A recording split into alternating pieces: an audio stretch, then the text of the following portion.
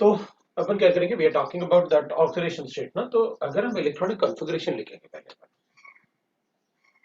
इसका electronic configuration होता है 3d1 4s2, ये 3d2 4s2, ये 3d2 4s 3d3 4s2, 4s2 तो सभी में होता है, 3d5 4s1 वो exception, 3d2 4s2, 3d5 4s2, ये 3d6 4s2, 3d7 4s2, 7 4s2, और ये 3d8 4s2, again the exception na, 3d10 and 4s1, और last we'll write that 3d10 and 4s2. ये इलेक्ट्रॉनिक कॉन्फ़िगरेशन है सभी की।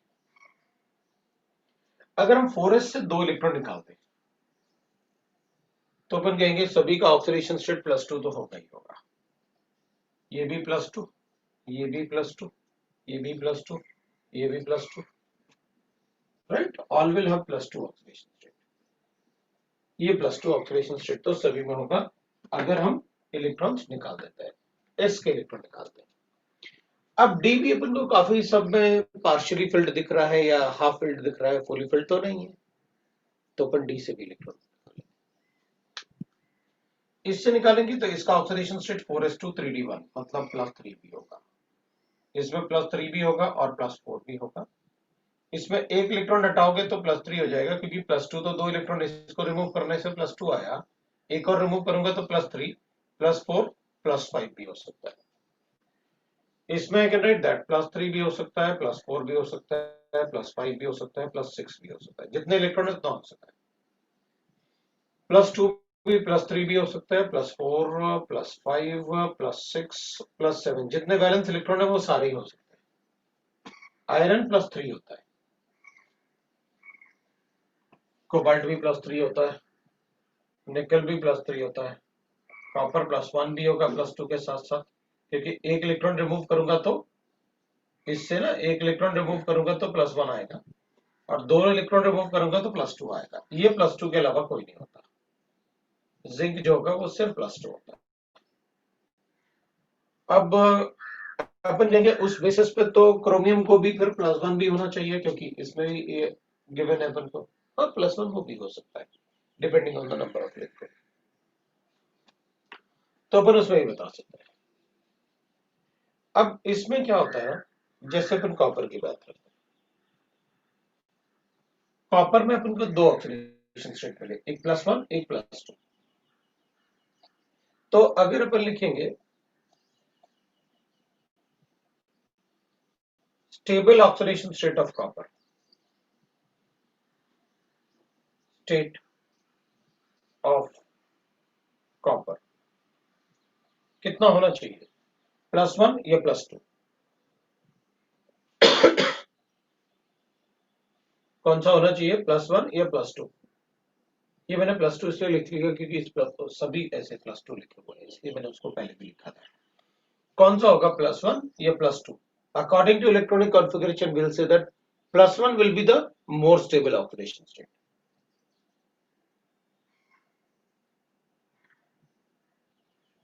बट होता +2 है। तो अपन कहेंगे हमें कैसे पता चलेगा भाई +2 है, हम तो इलेक्ट्रॉनिक कॉन्फ़िगरेशन से ही ऑक्सीडेशन स्टेट कैलकुलेट करना जानते हैं।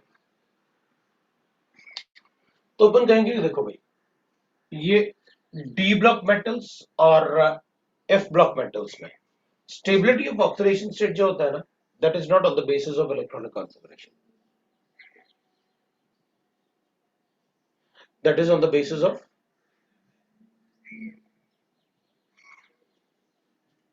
कंपाउंड और सॉल्ट फॉर्मेशन। किस ऑक्सीडेशन स्टेट में सबसे ज्यादा कंपाउंड बनाता है कोई भी मेटल, वो उसका ज्यादा स्टेबल ऑक्सीडेशन स्टेट होगा, तभी तो ज्यादा कंपाउंड्स बनाता है उस ऑक्सीडेशन स्टेट में। तो कॉपर के लिए +2 is the stable oxidation state. Reason, क्योंकि कॉपर +2 ऑक्सीडेशन स्टेट में मैक्सिमम नंबर ऑफ कंपाउंड्स बनाता है। तो फिर बाकी के लिए +2 होगा क्या? तो अपन कहेंगे बाकी के लिए +2 होना जरूरी नहीं है, बाकी मैंने लिखा हुआ है। मैं आपको और भी, मतलब ये और भी हो सकते हैं, लेकिन मैं आपको उसमें बताना नहीं चाहता अभी। जब आप 12th क्लास में आओगे तो थोड़ा और, लेकिन अभी इतना काफी है हमारे लिए, क्योंकि फिर एक आध अगर कोई कंपाउंड बनाएगा इससे अलग ऑक्सीडेशन स्टेट में, इनसे अलग ऑक्सीडेशन स्टेट में, तो उसके लिए मैं उस ऑक्सीडेशन स्टेट को लिखना नहीं चाहता,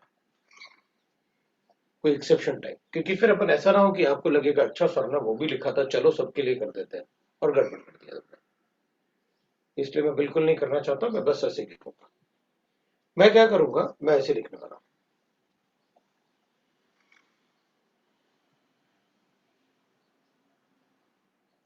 up two chromium most stable, up to chromium +3 is more stable, and Mn2 zinc +2 is more stable oxidation state,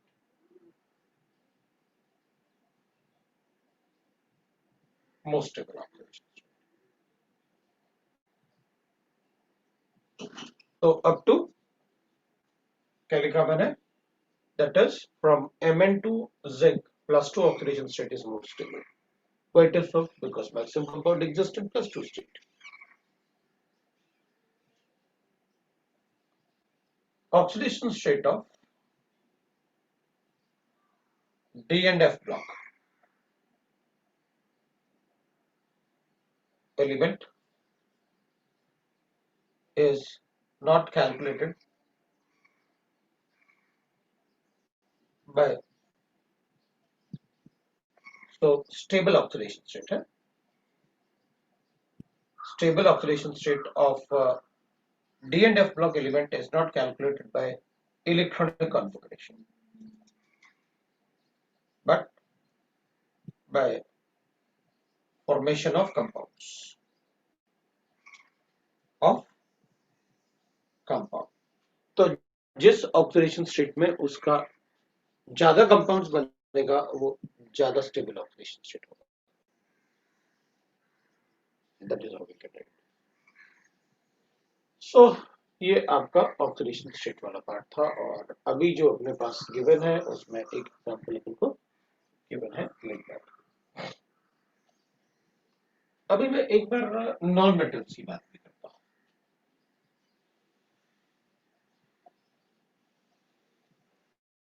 oxidation state of non metal,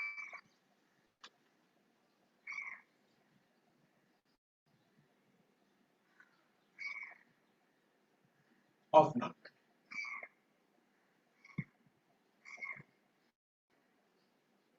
जो ऑक्सीडेशन स्टेट लिखेंगे ना अपन नॉन मेटल का, तो अपन क्या करेंगे नॉन मेटल में, अपन कहेंगे भाई नॉन मेटल्स में आपको क्या करना पड़ेगा, oxidation state is equal to number of unpaired electron होगा। आपको नंबर ऑफ अनपेड इलेक्ट्रॉन चाहिए।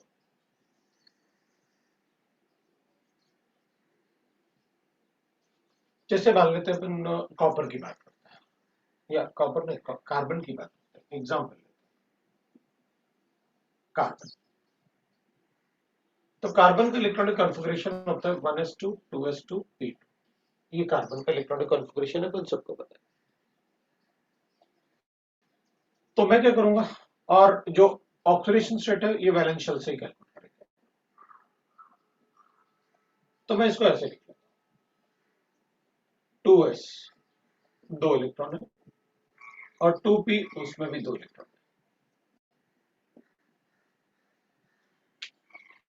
तो मैं क्या करूंगा, ऑक्सीडेशन स्टेट कार्बन का कैलकुलेट करने के लिए मैं इसको हटा देता हूं, ये oxidation state of D and F block element. अच्छा, वन मोर थिंग, मैंने ना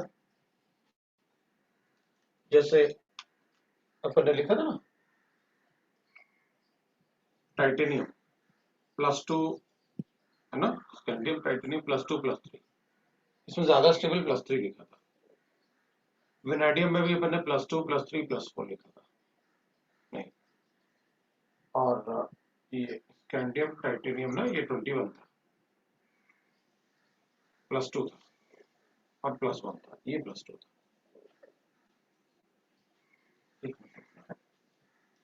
21, 22, 23, 24 ना 25 एटलीस्ट यहाँ तक ही होगा, ज्यादा जो भी बताया मैंने। एक मिनट गड़बड़ ना हो ना, ये 25 था। मैंने इसमें आपको बताया +2 +3 +2 +4 और +3 भी बताया, +4 भी बताया, +2 +3 +4 +5 +2 +3 +4 +5 और +6 2 3 4 5 6 और 7। इसका अपन ने ऐसे लिखा, अपन को कोई डाउट नहीं, ये लिखा अपन ने और फिर इधर अपन ने ऐसे लिखा।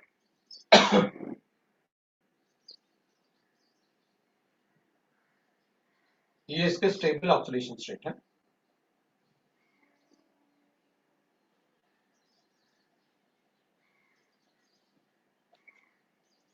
ये इसके स्टेबल ऑक्सीडेशन स्टेट,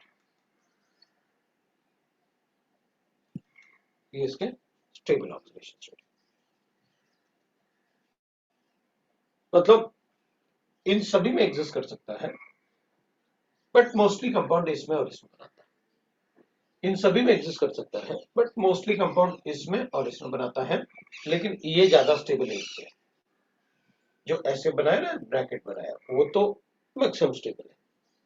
उसके अलावा फिर और कौन कौन से ऐसे ऑक्सीडेशन स्टेट हैं जिसमें वो ज्यादा एग्जिस्ट करता है? तो Mn सबसे ज्यादा तो इसमें एग्जिस्ट करेगा, फिर अपन ये और ये इनमें भी एग्जिस्ट करते हैं, इसमें कम एग्जिस्ट करते हैं।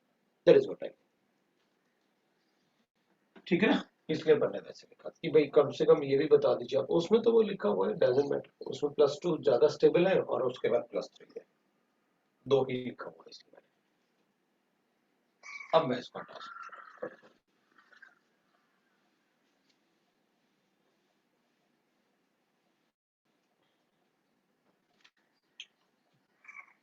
तो जैसे मैं आयरन के लिए भी ना, इधर भी ना अपन ने Fe लिखा था ना मैंने, तो +2 +3, क्योंकि ये 26 होगा ना, तो +3 ये दोनों ही लिखेंगे। बट मैं +4 +5 +6 मना नहीं कर सकता कि नहीं होगा, क्योंकि अगर इलेक्ट्रॉन है तो मैं अनपेड इलेक्ट्रॉन बनाऊंगा। लेकिन मैंने बाकी इसलिए नहीं लिखा, मैंने आपको बताया कि मैं नहीं चाहता कोई कंफ्यूजन हो। मैक्सिमम कुछ कंपाउंड होंगे जिसमें वो एग्जिस्ट करेगा, लेकिन मुझे बिल्कुल कंफ्यूजन नहीं चाहिए, इसलिए मैंने नहीं लिखा। तो जो मैंने नहीं लिखा अपन नहीं लिखेंगे उसे, ठीक है? अब अपन कहेंगे ठीक है, इसकी बात करते हैं। इसमें कितने अनपेड इलेक्ट्रॉन है? 2, तो ये +2 हो सकता है कार्बन।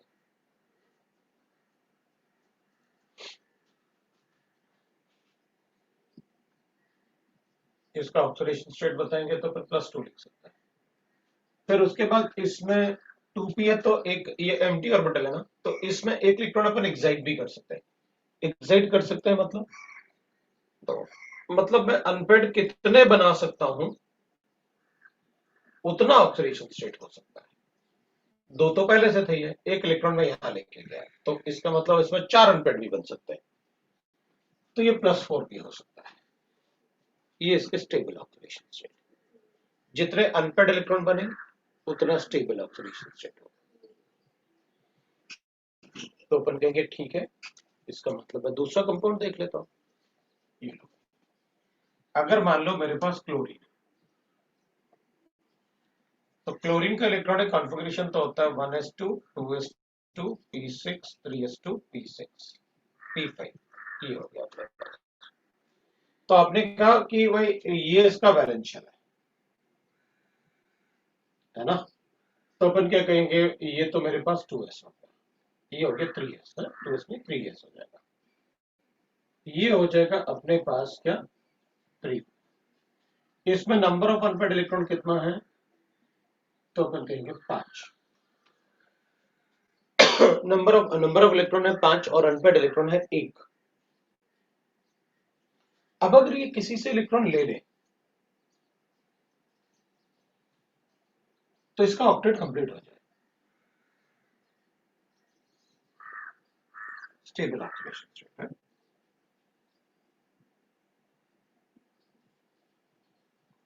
-1 क्यों? क्योंकि अगर नॉन मेटल है, अगर किसी से इलेक्ट्रॉन ले ले तो इसका ऑक्टेट कंप्लीट होता है। ठीक है, ये -1 हो जाएगा। फिर आपने कहा था oxidation state is equal to number of unpaired electron.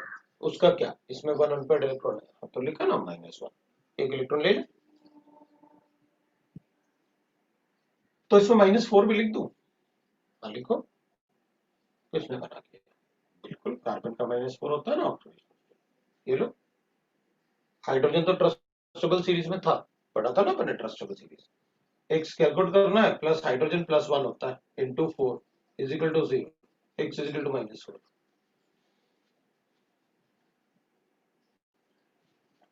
+2 carbon monoxide होता है ना, कार्बन डाइऑक्साइड भी होता है, ये +2 है, ये +4।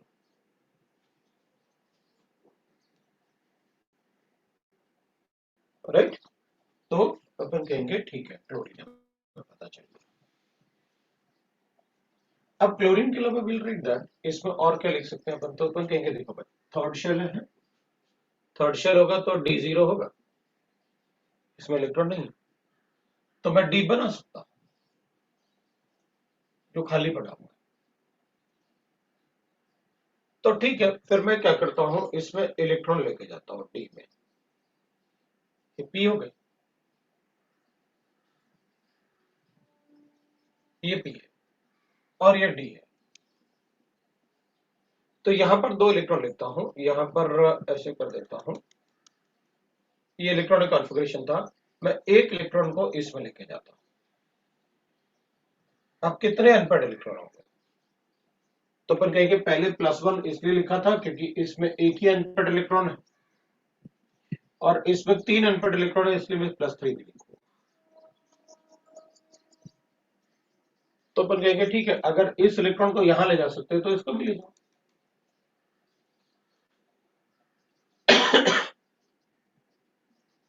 +5 लिख दूंगा।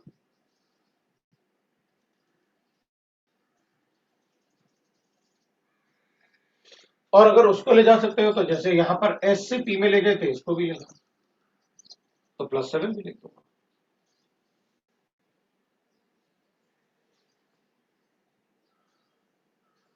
आप ट्रस्टेबल सीरीज से कैलकुलेट करके देख लो।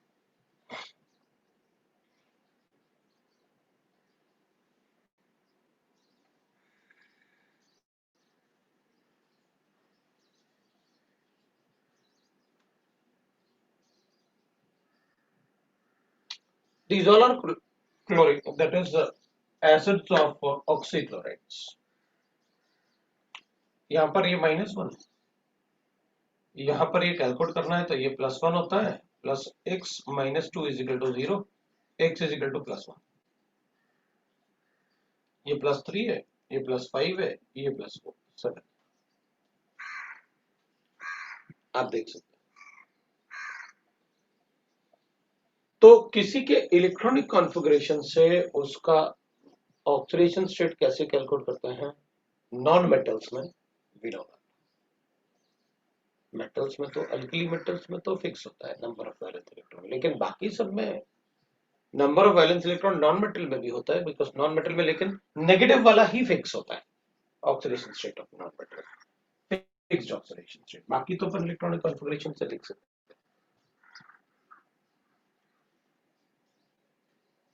तो अपन कहेंगे भाई अच्छा ठीक है, एक काम करता है, आपने क्लोरीन बताया, अब जरा ऑक्सीजन बता दो, तो अपन कहेंगे ठीक है ऑक्सीजन बता दो।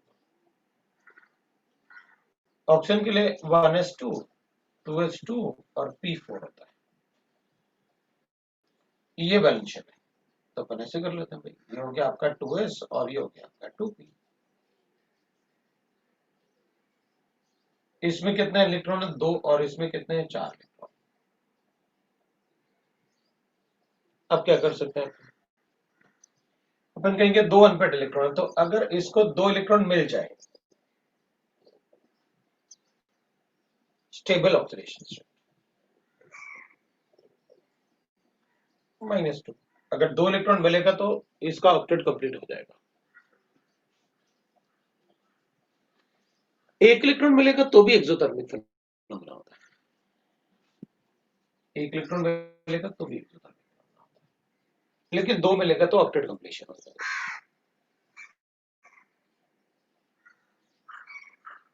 अगर ये एक इलेक्ट्रॉन किसी को दे दे तो +1 होगा, और अगर दो इलेक्ट्रॉन दे दे तो अपन +2 लिख लेंगे।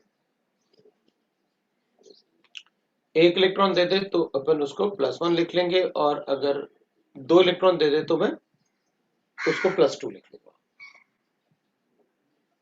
तो अपन कहेंगे ठीक है, अभी दो अनपेड इलेक्ट्रॉन है तो इसको भी अनपेड बना लेते हैं। तो अपन कहेंगे इसमें ये अनपेड नहीं बन सकता। इसमें ये अनपेड क्यों नहीं बन सकता भाई, बताओ?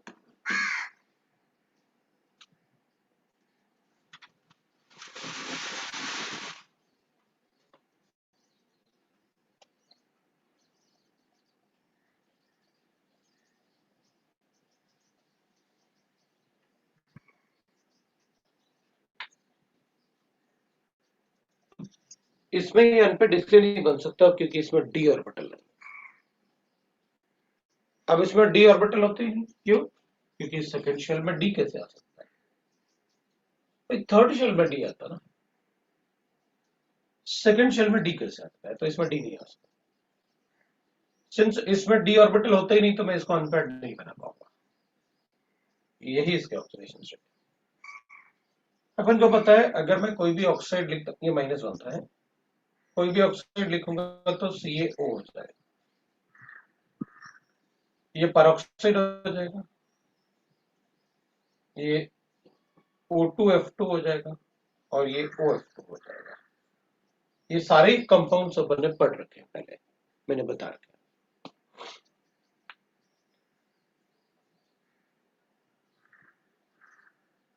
है। तो इस टाइप से अपन ऑक्सीडेशन स्टेट कैलकुलेट कर सकते हैं। ये आपका मतलब ना, आगे जो अपन को पढ़ना था ना अभी आफ्टर डिस्कशन, ये वही पार्ट है। लेट अस डिस्कस, मैंने इसको डिस्कस कर देते हैं।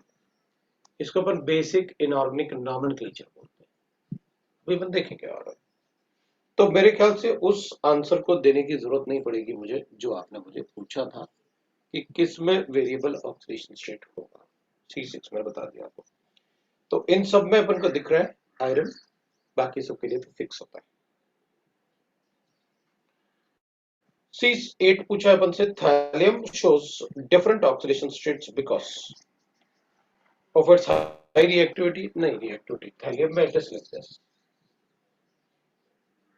अच्छा, अपन तो इनर्ट पेयर इफेक्ट भी नहीं पढ़ा पेपर में, ठीक है कोई बात नहीं, अभी उन्होंने ऑक्सीडेशन स्टेट अपन चेक कर लेते हैं। अब ना मेरा मतलब ये है कि अब आंसर बताने से अच्छा आप अगर कोई कंसेप्ट है तो पहले उस कंसेप्ट को ही बता दो आप, ताकि हमारा कंसेप्ट भी हो गया। ठीक है ना, डायरेक्टली कि आप आंसर बता दोगे और फिर अपन कहेंगे रुको अभी, तो अपन अगर कोई कंसेप्ट है जो अपन ने नहीं पढ़ा है, और अगर वो, क्योंकि ये नेक्स्ट पार्ट था अपन को, जस्ट इस यहीं से शुरू करना था अपन को, तो आफ्टर दैट ना, आफ्टर डिस्कशन तो अपन उसी को पढ़ लेते हैं। That is called inert pair effect, इसको अपन बोलते हैं inert pair,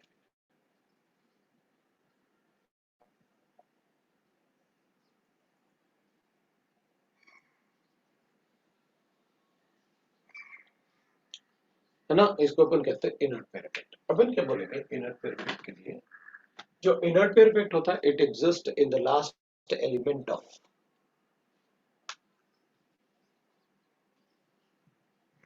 generally it exists in last element of, है ना, generally it exists in last element of all the groups, है ना। सभी ग्रुप के लास्ट एलिमेंट की प्रॉपर्टीज एक्चुअली सभी ग्रुप में जितने भी ग्रुप्स अपन लिखेंगे ना उन सभी ग्रुप में फर्स्ट एलिमेंट और लास्ट एलिमेंट की प्रॉपर्टीज थोड़ा डिफरेंट होता है। फर्स्ट एलिमेंट का प्रॉपर्टी इसलिए डिफरेंट होता है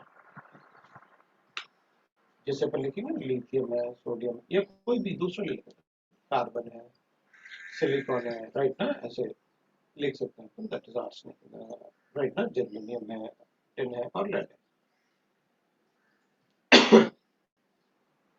ये इसका फर्स्ट एलिमेंट है और ये इसका लास्ट एलिमेंट लेड। तो अपन क्या कहेंगे इसकी प्रॉपर्टीज इसलिए डिफरेंट है बाकी सबसे क्योंकि इसमें डी ऑर्बिटल नहीं different than others due to किसी किसी भी group others due to absence of d orbital. वो अभी अपन ने ऑक्सीजन में देखा था उसमें अनपैड नहीं बना पाए थे क्योंकि उसके पास 6 गलत इलेक्ट्रॉन थे। रीजन क्योंकि उसमें डी ऑर्बिटल नहीं था एब्सेंस ऑफ डी इसलिए इसकी प्रॉपर्टीज डिफरेंट होगी than the properties of other और सो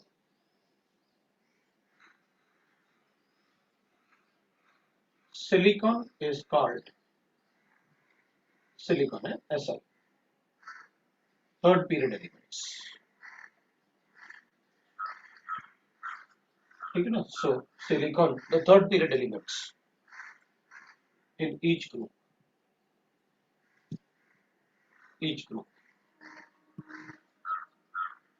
अब मैंने ब्रैकेट क्लोज किया तो हर एक ग्रुप में थर्ड पीरियड एलिमेंट जो होगा is called representative elements representative element. तो मैंने क्या कहा कि भाई इसकी प्रॉपर्टी तो बिल्कुल अलग होगी ना बाकी सबसे तो फिर ये एलिमेंट इस ग्रुप को रिप्रेजेंट नहीं कर सकता कि जैसे प्रॉपर्टी जिसकी होंगी वैसी प्रॉपर्टी सबकी होंगी फिर वो रिप्रेजेंट नहीं कर सकता उस ग्रुप। तो सेकेंड पीरियड वाले जो है they are not the representative elements for the group. Third period वाले में उसमें डी ऑर्बिटल होता है इसमें भी होगा इसमें भी होगा तो they are called the representative elements. properties are different of last element is different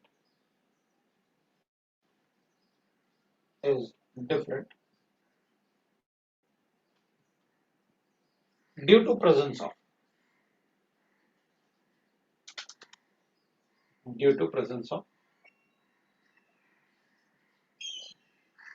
f orbital electrons। तो f orbital electrons which have f orbital electrons has poorest screening effect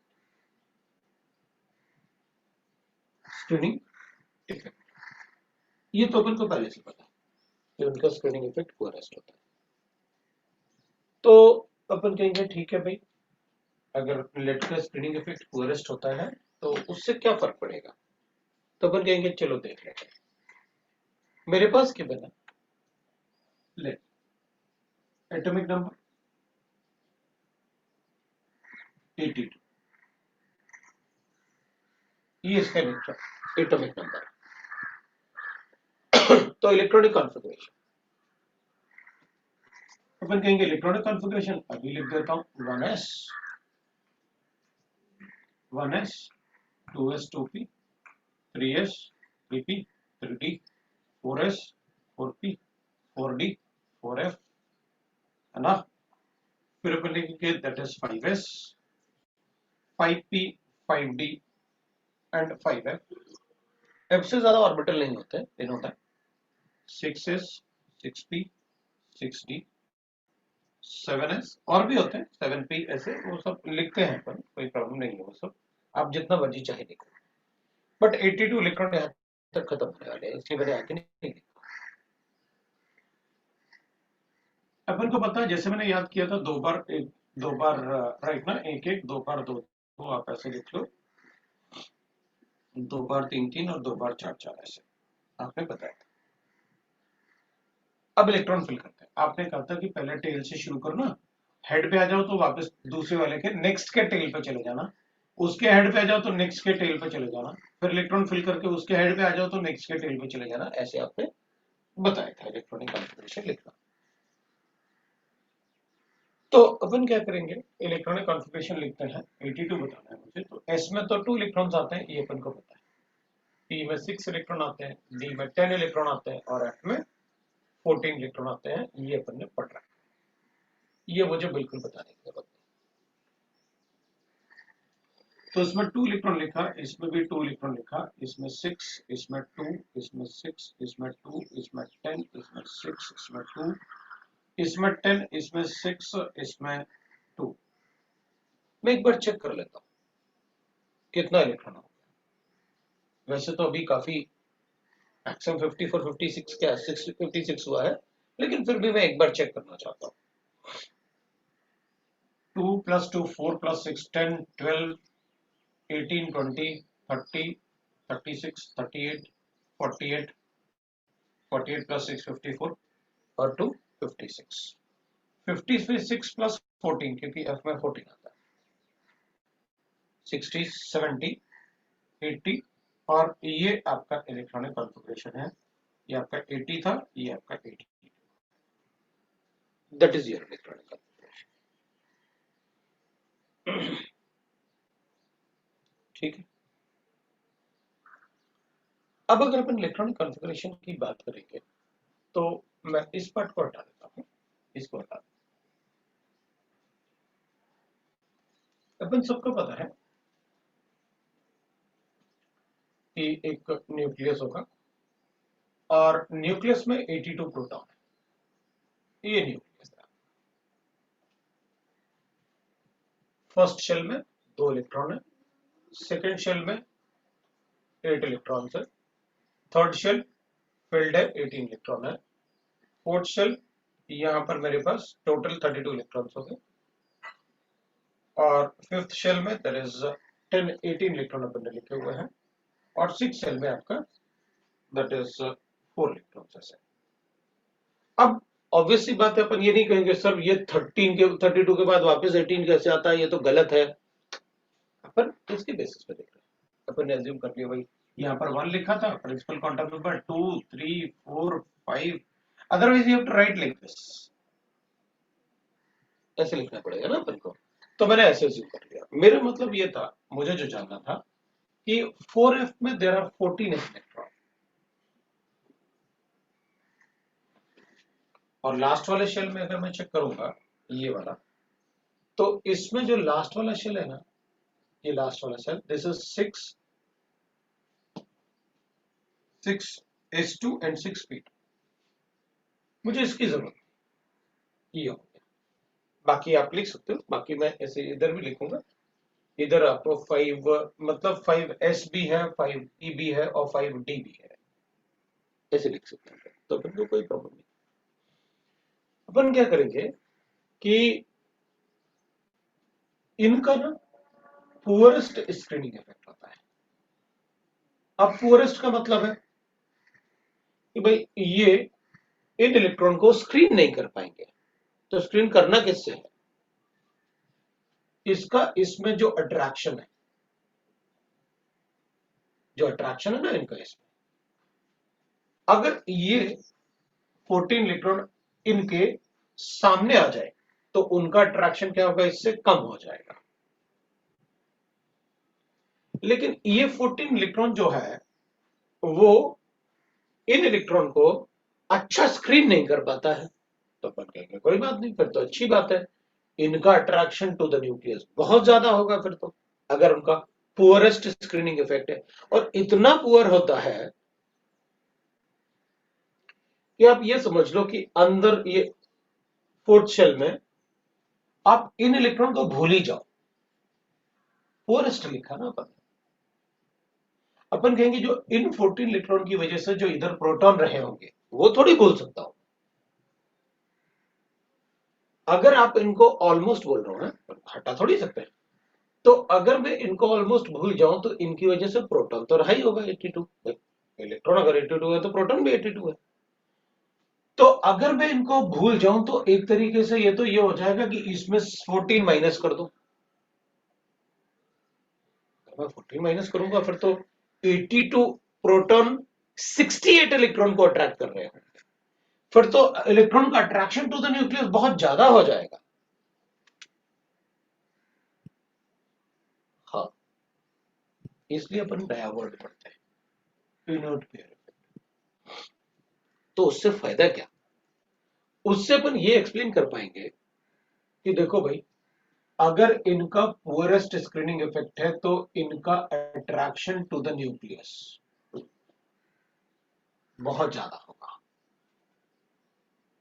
इसलिए इनको अगर आयनाइज करना है, मतलब इनको अगर निकालना है, और अगर आपको इसके ऑक्सीडेशन स्टेट बनाने हैं लेड के, तो इनको निकालना बहुत मुश्किल हो। क्यों? क्योंकि इनका अट्रैक्शन टू द न्यूक्लियस बहुत ज्यादा है। तो अपन कहेंगे ठीक है, फिर इसका मतलब लेड के ऑक्सीडेशन स्टेट होंगे ही नहीं, लेड कंपाउंड बनाएगा ही नहीं। बनाएगा तो बट मुश्किल से बनाएगा। क्यों? क्योंकि ऑक्सीडेशन स्टेट जब तक कोई अपने इलेक्ट्रॉन लूज नहीं करेगा उसका, लेड इज अ मेटल, तो जब तक ये इलेक्ट्रॉन लूज नहीं करेगा उसका ऑक्सीडेशन स्टेट नहीं आएगा। अगर ऑक्सीडेशन स्टेट नहीं आएगा तो कंपाउंड कैसे बनाएगा? क्योंकि अगर सोडियम को कंपाउंड बनाना है तो सोडियम को ऐसे होना होगा, लो भाई आप कंपाउंड बना दो। इलेक्ट्रॉन तो लूज करेगा ना कंपाउंड बनाने के लिए, मेटल है तो इलेक्ट्रॉन देना तो पड़ेगा ना। तो अपन कहेंगे हाँ भाई देना तो पड़ेगा। तो फिर इसमें अपन क्या करेंगे, इसमें अपन कहेंगे भाई देखो, इससे इलेक्ट्रॉन निकालूंगा तो लेड प्लस 2 हो जाएगा, और इससे अगर इलेक्ट्रॉन, इससे और इलेक्ट्रॉन निकालेंगे तो +4 हो जाएगा। 4 इलेक्ट्रॉन निकलेंगे, मतलब लेड के 2 ऑक्सीडेशन स्टेट, एक +2 क्योंकि इससे निकाल दिया मैंने पार्शियली फिल्ड है, और एक +4। अपन क्या कहेंगे भाई, इसको तो निकाल दिया ठीक है, लेकिन इसको निकालना बहुत मुश्किल होगा। White is so, because nucleus में चार्ज और बढ़ जाएगा इसको निकालने के बाद। भाई पहले अपन 68 प्रोटॉन कह रहे थे, अब 66 प्रोटॉन जैसे हो जाएगा। इनका तो पुअरेस्ट स्क्रीनिंग इफेक्ट है। तो हम क्या बोलते हैं कि लेड में ये वाला जो इलेक्ट्रॉन्स होते हैं ना, 6 में जो इलेक्ट्रॉन पेयर है, 6 का जो इलेक्ट्रॉन पेयर है, इसको निकालना बहुत मुश्किल होता है। और इसी पेयर की वजह से अपन बोलते हैं ये पेयर ऑफ इलेक्ट्रॉन ऐसे रहा होगा 2s, ये वाला 2s। तो अपन क्या बोलते हैं, इसको हटाना तो चलो भाई पार्शियली फिल्ड है, हमने उसको हटा दिया, लेकिन इसको निकालना बहुत मुश्किल होता है। इसका मतलब है ये वाला ऑक्सीडेशन स्टेट बनाना लेड के लिए बहुत बहुत बहुत ज्यादा मुश्किल है। तो फिर अपन कहेंगे लेड का स्टेबल ऑक्सीडेशन स्टेट है।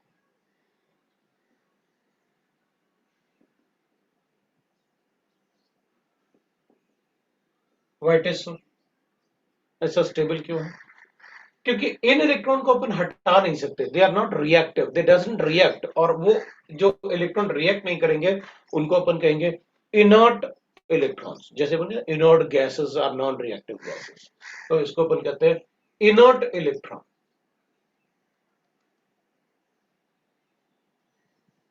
तो ये वाले इलेक्ट्रॉन कभी बॉन्डिंग में नहीं आते। सो stable oxidation state because of the inertness of 6s2 electrons. जो 6s2 इलेक्ट्रॉन होते हैं वो इलेक्ट्रॉन इनर्ट होते हैं। तो लास्ट एलिमेंट में लास्ट एलिमेंट मतलब हो गया सिक्स्थ पीरियड, तो यहां पर सिक्स्थ वाला शेल आना चाहिए।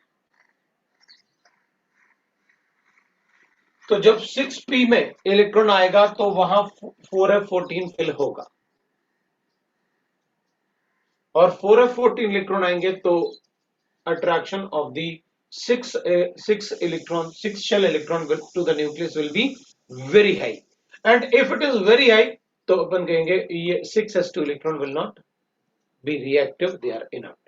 बस ये जो वर्ड अपन inert inert बोल रहे हैं इसके लिए अपन को inert pair इफेक्ट बोलते हैं। inert pair का मतलब the pair of electron which doesn't take part in bonding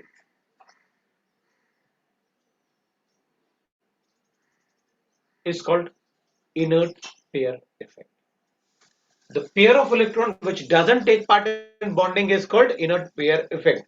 समझ में आया ना वो inert pair word क्यों ले रहे हैं अपन? वो pair of electron है, ये वाले pair of electron they are not involved in bonding generally, so we say that they are inert pair effect। इसका मतलब है कि लास्ट एलिमेंट में लोअर ऑक्सीडेशन स्टेट ज्यादा स्टेबल होगा हायर ऑक्सीडेशन स्टेट से, बिकॉज ऑफ इनर्ट पेयर। अब मैं इसकी डेफिनेशन बनाता हूं। अपन क्या करेंगे, इसको ऐसे लिखेंगे जैसे अपन ने ये लिखा। अब मैं इसको हटा देता हूं, आपको समझ में तो आ गया भाई क्यों कर रहे हैं अपन। फर्स्ट ग्रुप क्यों है, first element is not the representative element, why it is so, absence of d orbital. Last element की प्रॉपर्टीज डिफरेंट क्यों है, because of the presence of F electron. F electron होगा तो उनकी प्रॉपर्टी डिफरेंट होगी बाकी एलिमेंट्स से। तो अपन ने लिखा the inertness of the pair of electron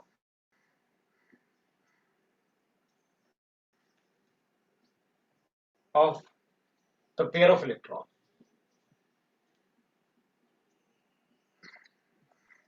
inertness of the pair of electron to take part in bonding,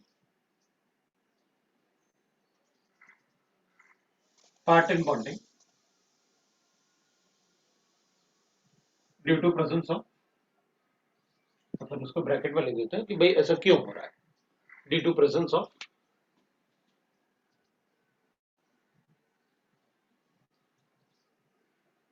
fourteen electron in f orbital present in the inner shell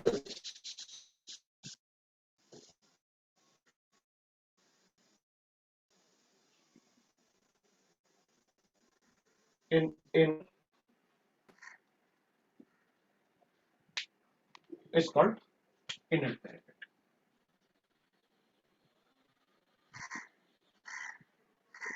inert pair effect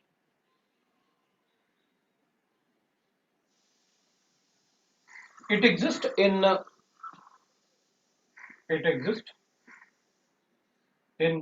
all the element, last element of the group, so it exists in all the last element of the group of group, but it strongly governs the properties of, मतलब ये strongly dominating properties किस में आएगा, ये बहुत ज्यादा dominating होता है in the last element of 13, 14 and 15 group.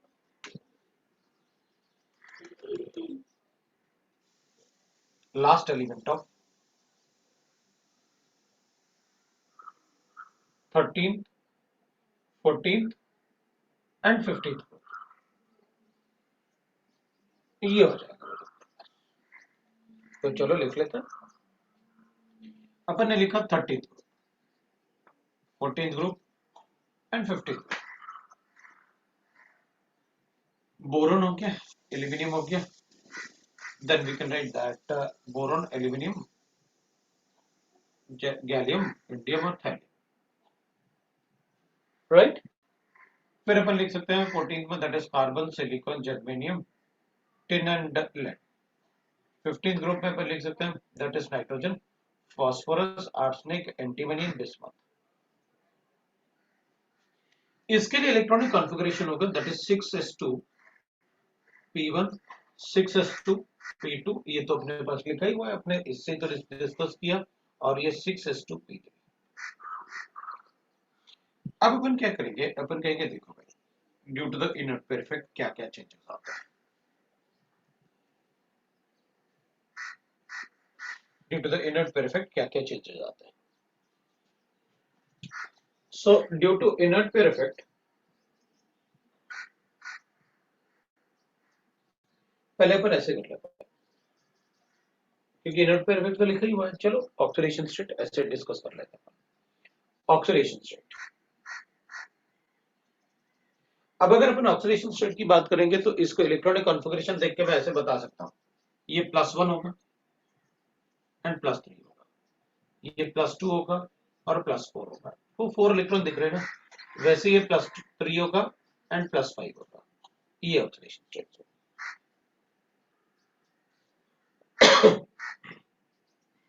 Upon oxidation state को डिस्कस करते हैं।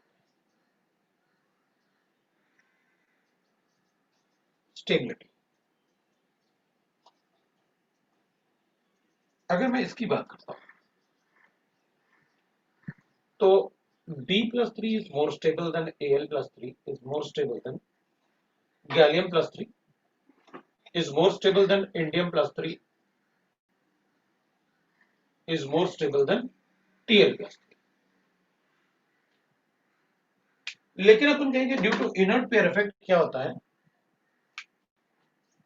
Tl+1 is more stable then In+1 is more stable than Ga+1। ये तो एग्जिस्ट करता है, इनका +1 एग्जिस्ट नहीं करता।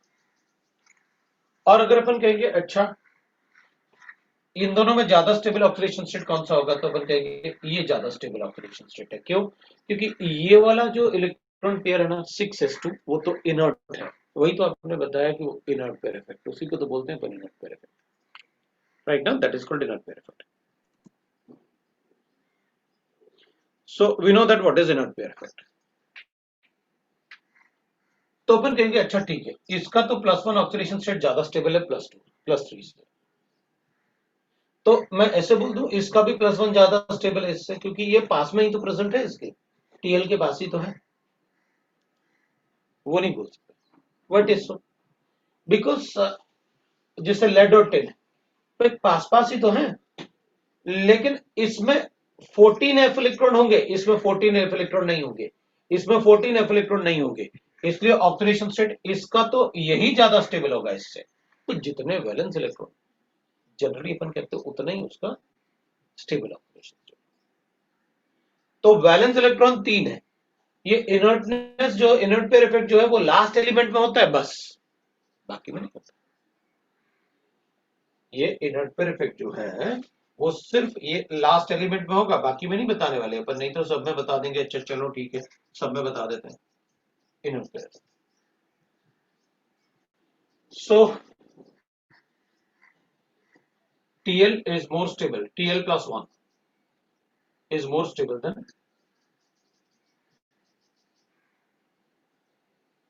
Tl+3, but In+1 is less stable than In+3। हमें सिर्फ inert pair effect last element में बताना है। Similarly, I will write that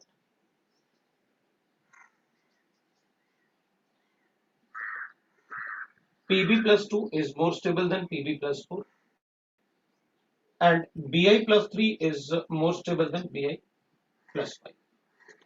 बाकी सभी के लिए तो हायर ऑक्सीडेशन स्टेट ही होगा, क्योंकि उनमें तो इनर्ट पेयर इफेक्ट नहीं होगा, there is no 14f electron। तो एक तो अपन बता सकते हैं इनर्ट पेयर इफेक्ट की वजह से ऑक्सीडेशन स्टेट का स्टेबिलिटी की बात करेंगे। अब इसकी जरूरत नहीं पड़ेगी क्योंकि मुझे आपको इनर्ट पेयर इफेक्ट बताना था, मैंने 14f इलेक्ट्रॉन के बारे में बता दिया। इसमें और क्या बता सकते हैं, तो inert oxidising and reducing current, correct. तीनों के बारे में बता सकते हैं, मैं किसी एक को चूज कर लेता हूं ताकि अपन को कंसेप्ट पता। Pb plus 4 is very strong oxidizing,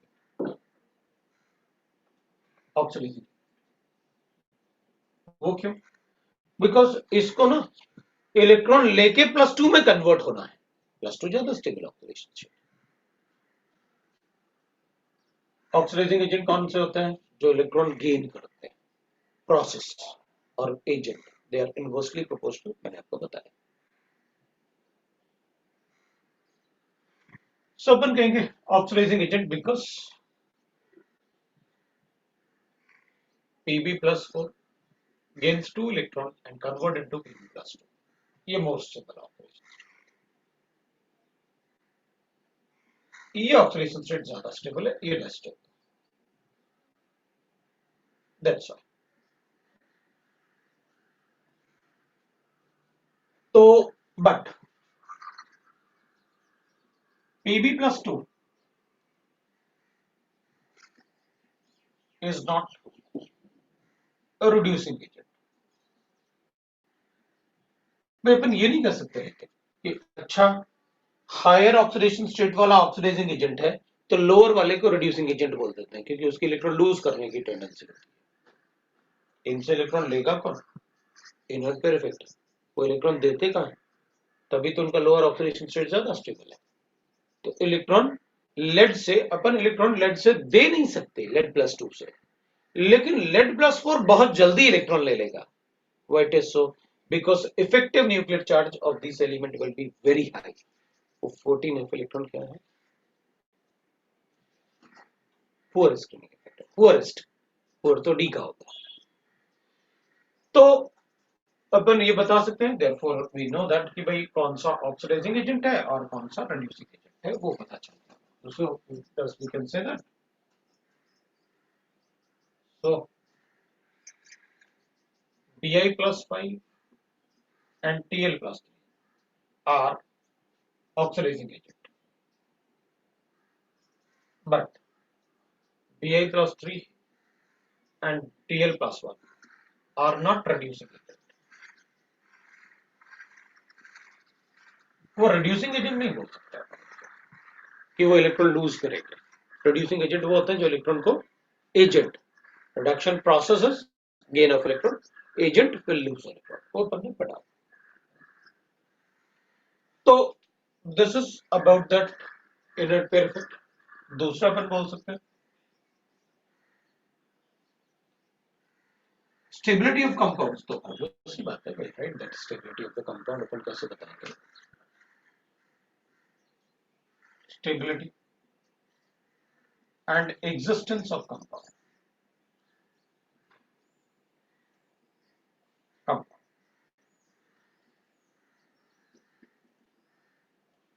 जैसे टीएल होता है,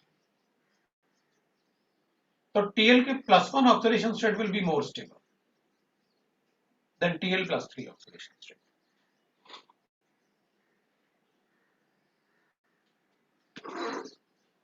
स्टेबिलिटी की बात, Pb F4 and Pb Cl4 can exist easily, but PbBr4 बहुत मुश्किल होगा और PbI4 तो एग्जिस्ट कर ही नहीं सकता। But PbBr4 and PbI4 do not exist। बन ऐसे बता due to the inert pair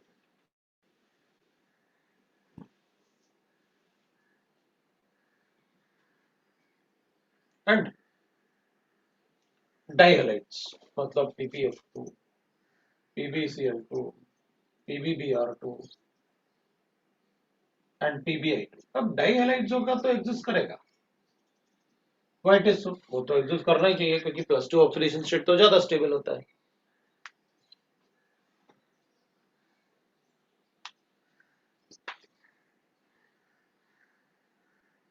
और बिस्मुथ में भी बनेंगे BAF5 एग्जिस्ट।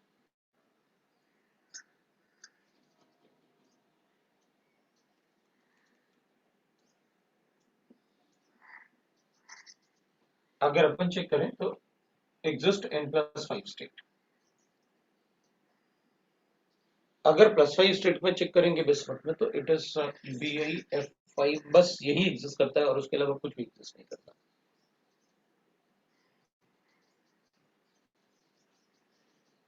+5 oxidation state. अगर हम ऑक्साइड्स की बात करें तो भी अपन ऐसे लिख सकते हैं TL2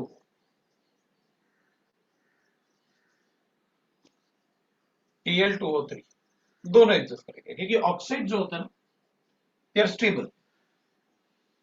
ऑक्साइड जो होता है वो स्टेबल होता है। लेड में PbO भी एग्जिस्ट करता है और PbO2 भी एग्जिस्ट करता है।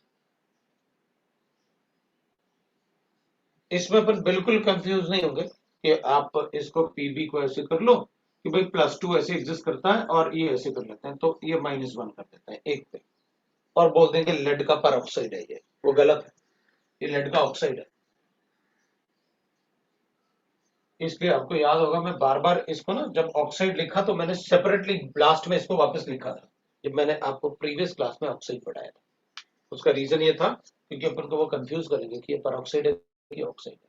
अपन को लगेगा अच्छा +2 ज्यादा स्टेबल है ये तो गलत हो जाएगा, इसका ऑक्साइड ऐसे हो BI2 होता है ये इसका ऑक्साइड। सो ऑक्साइड में सभी ऑक्सीडेशन स्टेट करेंगे एग्जिस्ट करेंगे। फ्लोराइड्स में भी सभी ऑक्सीडेशन स्टेट एग्जिस्ट करेंगे। ये भी करेगा, ये टेट्राफ्लोराइड भी करेगा, ये भी ट्राईफ्लोराइड भी। फ्लोराइड तो सभी, फ्लोरीन का साइज बहुत छोटा होता है, आयोडीन का साइज बहुत बड़ा होता है, वो इजीली मतलब बॉन्ड नहीं बना पाएगा लेड के साथ, साइज बड़ा होने की।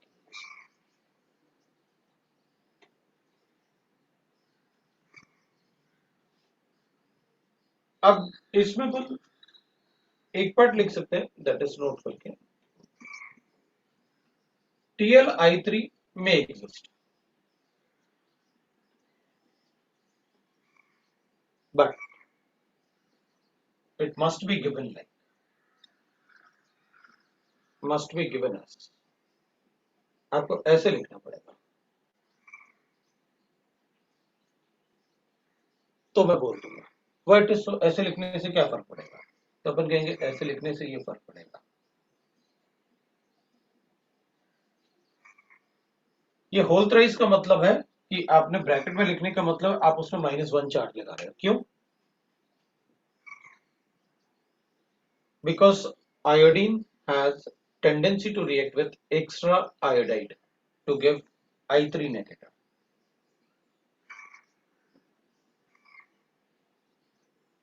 Iodine has tendency to react with extra aqueous iodine to give this. ये सिर्फ आयोडीन कर सकता है। तो भाई यहां तो ये ऐड करोगे तो चार्ज बैलेंस करोगे तो उस तरफ माइनस, इधर टोटल -1 चार्ज, उधर भी -1 charge, total atom are balance. तो अपन को अगर ऐसे गिवन होगा तो अपन बता देंगे क्यों, वो +1 ऑक्सीडेशन स्टेट है। लेकिन अगर कहोगे TlI3 एग्जिस्ट करेगा तो मना कर दूंगा क्योंकि एक आई पे -1, 3 आई पे -3, तो एक Tl पे +3 और वो अनस्टेबल होता है, उसका ऑक्सीडेशन स्टेट बनता नहीं है इनर्ट पेयर इफेक्ट की वजह से। ये इनर्ट पेयर इफेक्ट है।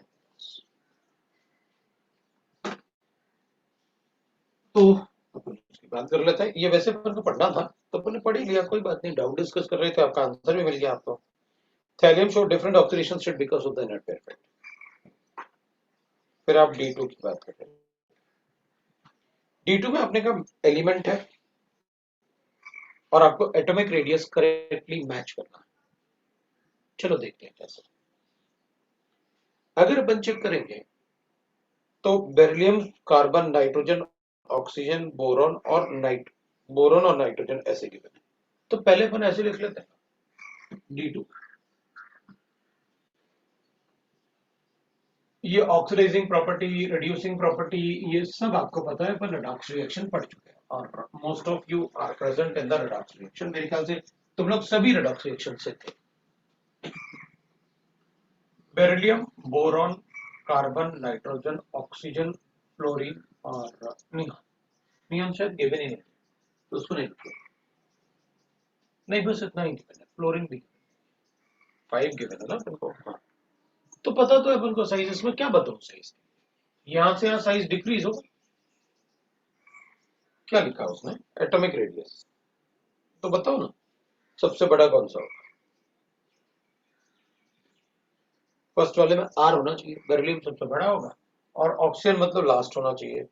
मतलब 3 में अपन को लास्ट सबसे छोटा कौन सा है? 66।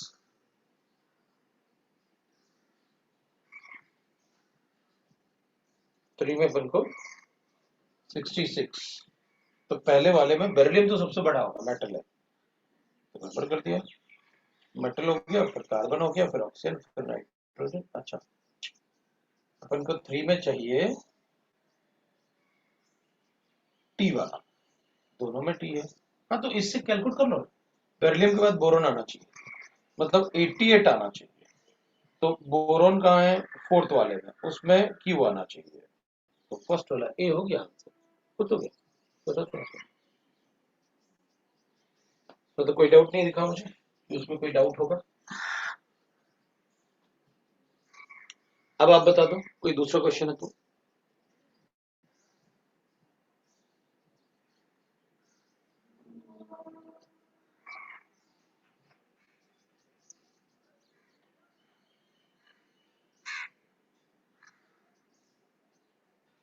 वरना इसमें आपको एक्सरसाइज 1 और एक्सरसाइज 3 कंप्लीट करना है पूरा।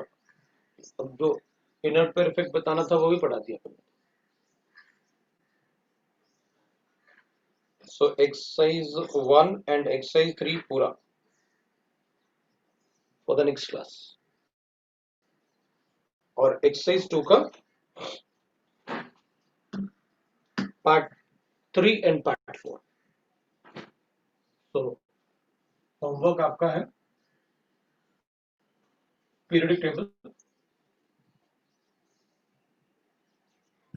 Exercise 1 complete. उसमें कंप्लीट क्या मतलब 4 सेक्शन अपन कर चुके हैं, अब थोड़ा 3 सेक्शन और बचे हुए हैं तो वो कंप्लीट हो गए। और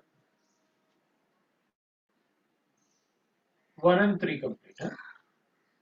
और एक्सरसाइज 2 का पार्ट 3 एंड 4 ये आपको कर लेना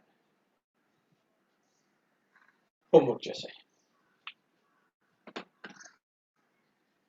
ये आपका होमवर्क है और नेक्स्ट से डिस्कस करेंगे। अब थोड़ा सा अपन पढ़ेंगे basic inorganic nomenclature.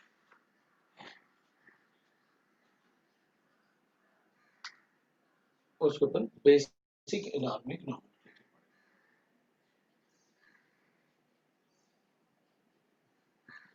Inorganic nomenclature.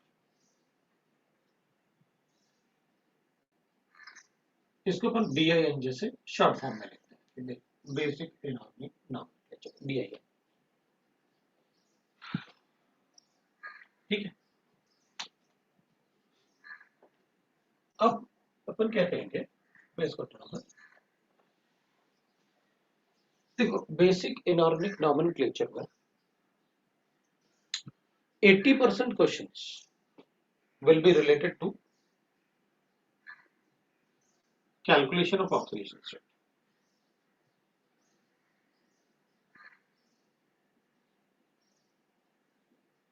तो अपन कहेंगे इसको बिल्कुल बताने की जरूरत नहीं है। What is so. तो अपन के इसको इसलिए बताने की जरूरत नहीं है क्योंकि आपने ट्रस्टेबल सीरीज हमें पढ़ाया है। हम किसी भी मॉलिक्यूल में सेंट्रल एटम का ऑक्सीडेशन स्टेट बता देंगे।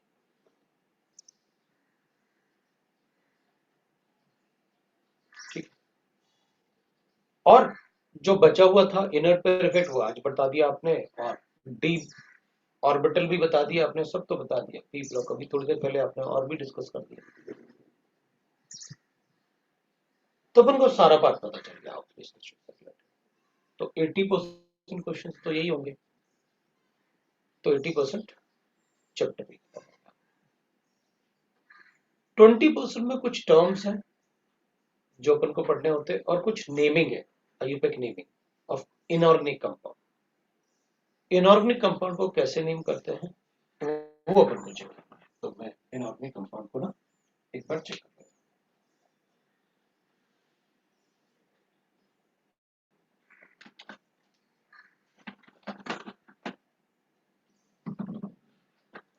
तो रिकॉर्डिंग को 5 मिनट के लिए पॉज करना, 5 मिनट या 2 मिनट्स के लिए, मैं 2 मिनट्स में आता हूँ। मुझे ना मार्कर फिल करने चाहिए, वो चल नहीं रहा है।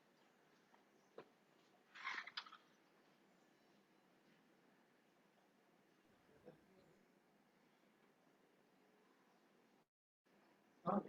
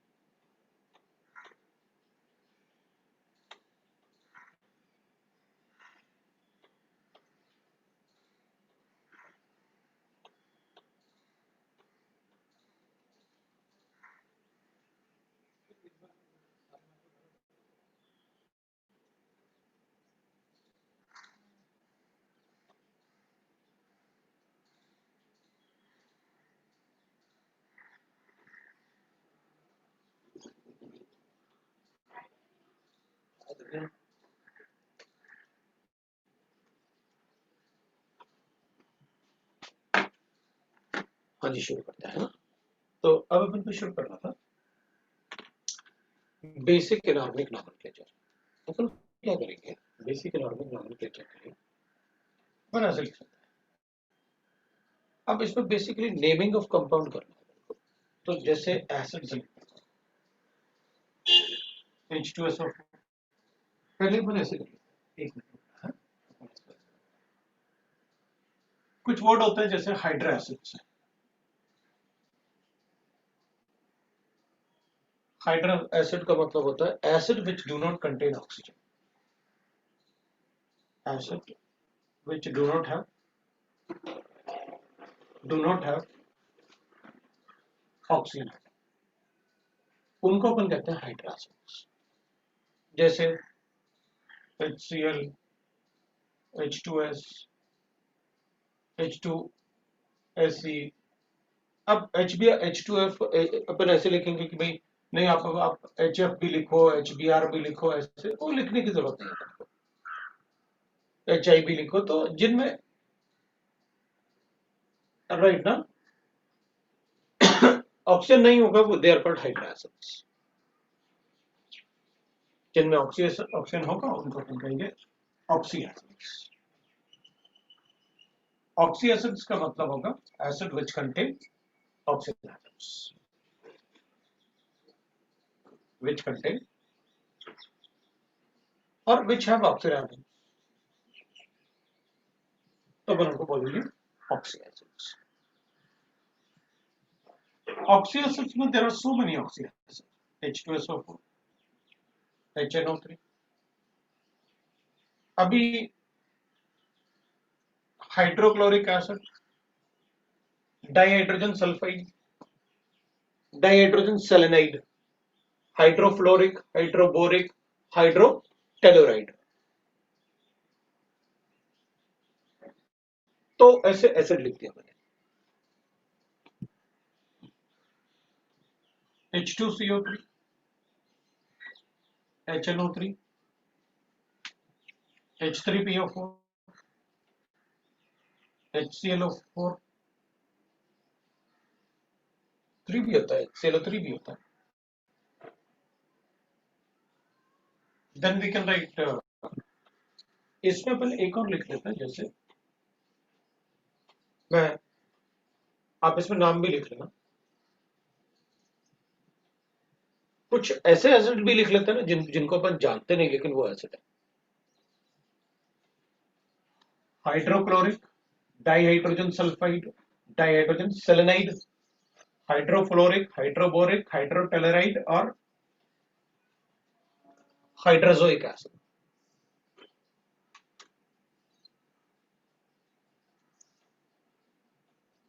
हाइड्रोजोइक एसिड, क्योंकि इस टाइप के एसिड अगर मुझे थोड़ा सा पहले से पता होंगे तो बड़ा इजी हो जाता है।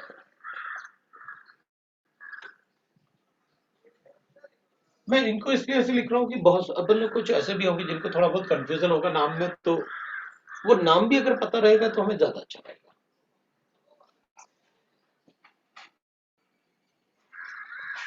सल्फ्यूरिक एसिड, कार्बोनिक एसिड,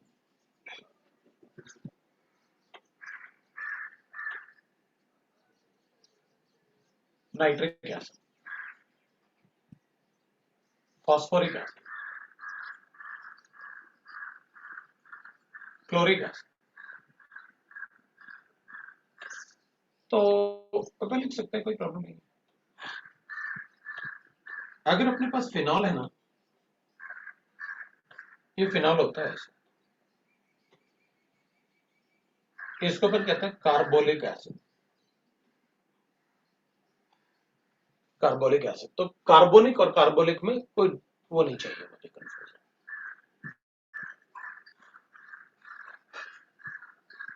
ये सब नॉर्मल एसिड्स। इसको सल्फ्यूरिक एसिड लिखो या ऑर्थो सल्फ्यूरिक एसिड लिखो, एक ही बात है।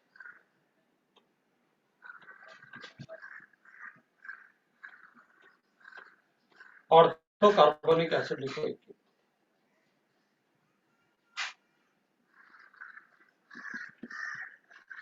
मतलब इन सभी में अपन ऑर्थो वर्ड भी लगा सकते। ऑर्थो फॉस्फोरिक एसिड,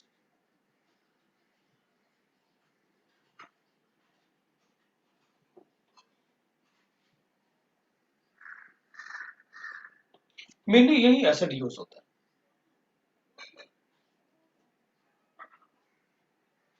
अब तो एक बात पता है, जैसे अपन H2O लिखेंगे, H2S लिखेंगे, H2SE लिखेंगे, H2TE लिखेंगे, तो ये तो एसिड नहीं होता, ये तो वाटर न्यूट्रल होता है, ये एसिड होता है। डाइहाइड्रोजन सल्फाइड,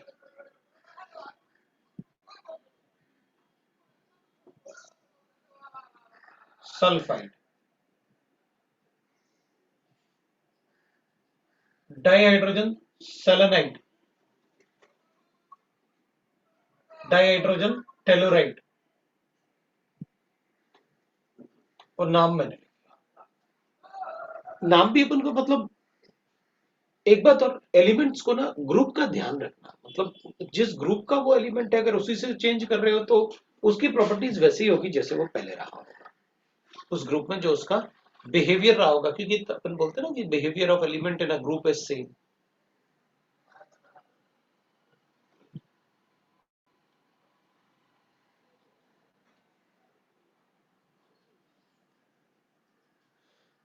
मेरे पास ऐसे की ये oxy acid names, Ayurvedic name भी बोलते हैं। मेरे पास H2SO4 है,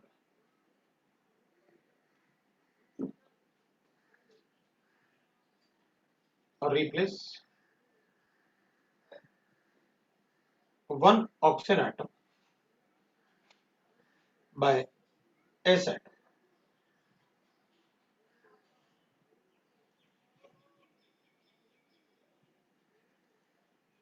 S is called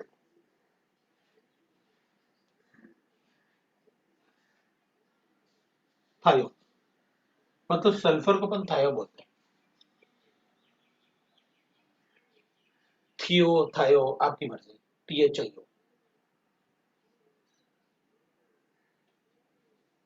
ये सल्फ्यूरिक एसिड है।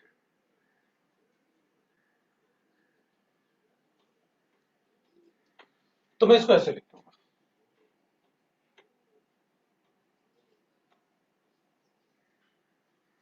तो मैं इसको थायो सल्फ्यूरिक एसिड लिखूंगा।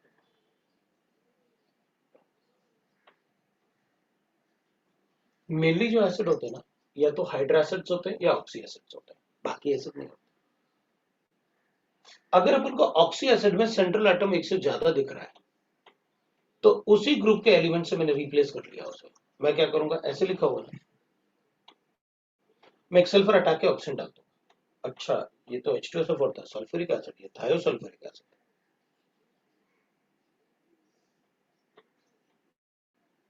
ऐसे चेक करो।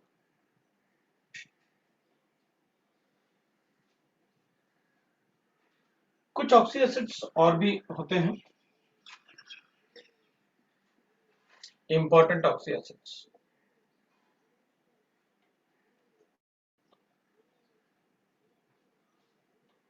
जैसे H2SO5, H2S2O7 और H2S2O8, ये पर सल्फ्यूरिक एसिड होता है।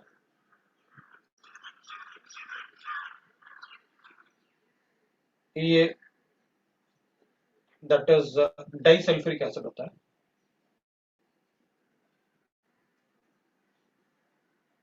लेकिन इसमें दो सल्फर थे,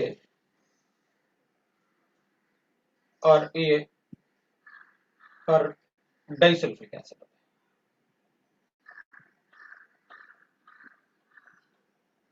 डाई सल्फ्यूरिक एसिड। ये कुछ ऑक्सी एसिड्स और थे जो अपन को लिखने चाहिए, उसके बाद अपन नेम पे आ जाते हैं। भाई थर्ड अपन नेम्स की बात करते हैं।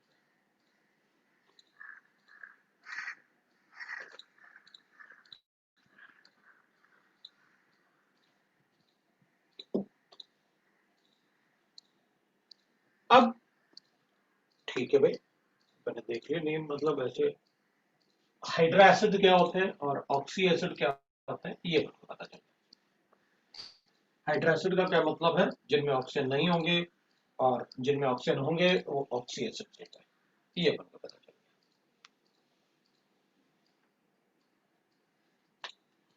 ये ऑक्सी एसिड तो ऑक्सीजन था ही, वो दिख ही रहा था। इनके ना कॉमन नेम भी पूछ लेता था। इसके ऊपर कैरोज एसिड बोलते हैं, और एसिड को मैं ऐसे लिखूंगा, सबको पता है। और एसिड का रिप्रेजेंटेशन भी है, बट स्कूल में अपन नहीं लिखेंगे, बिकॉज वो हायर क्लासेस में ऐसे होता है, पोस्ट ग्रेजुएट और ग्रेजुएट। ये ओलियम होता है, ये मार्शल एसिड होता है। ये पूछना है अपन से ज्यादा तो अपन लिख देंगे उसको, अगर कैरोज एसिड क्या होता है, मार्शल एसिड क्या होता है, तो बताएंगे अपन मार्शल एसिड।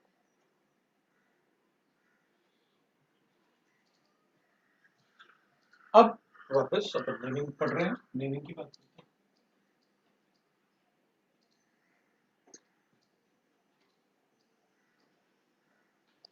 नेमिंग की ही बात करते हैं। देखो, अगर मैं कोई एसिड लिखता हूं,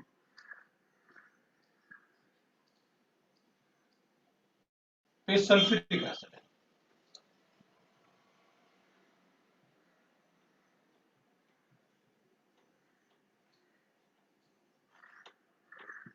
सल्फ्यूरिक एसिड। अगर इससे एक ऑक्सीजन हटा लो,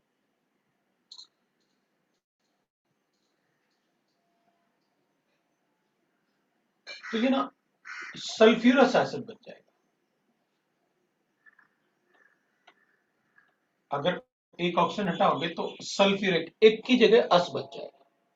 जनरली एक वाला एसिड वो होता है जिसमें सेंट्रल एटम का ऑक्सीडेशन स्टेट नॉर्मल होता है, उसके ऑक्सीडेशन स्टेट के बराबर होता है, उसको अपन कहते हैं एक एसिड।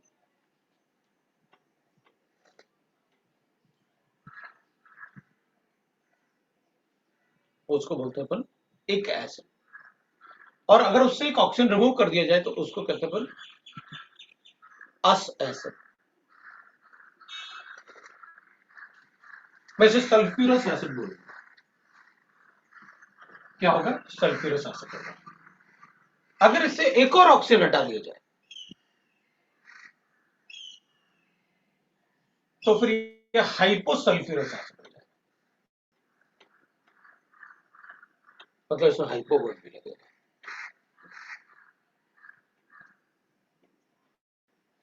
और अगर इसमें एक ऑक्सीजन ऐड कर दिया जाए,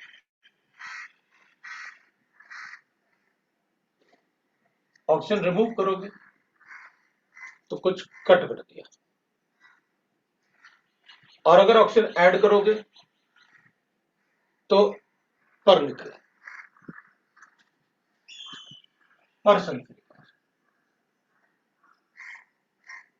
ओके, तो मतलब मुझे ये है कि भाई अगर नॉर्मल ऑक्सीडेशन स्टेट है तो एक एसिड है, नॉर्मल से ज्यादा अगर ऑब्जर्व्ड है तो पैरासिड्स हो गए। वो तो आपने बताइए पहले कि नॉर्मल से ज्यादा कभी ऑक्सीडेशन स्टेट हो ही नहीं सकता, आपको उतना ही लिखना पड़ेगा। +6 से ज्यादा हो ही नहीं सकता, कैलकुलेशन में आ रहा है उसमें, और कैलकुलेशन में अगर +6 से ज्यादा आएगा तो उतना थोड़ी बताएंगे, लेकिन आएगा तो उसमें पैरोक्साइड बॉन्ड है, ये अपन को पता होगा। इसमें नॉर्मल से कम है, इसमें तो और भी कम है,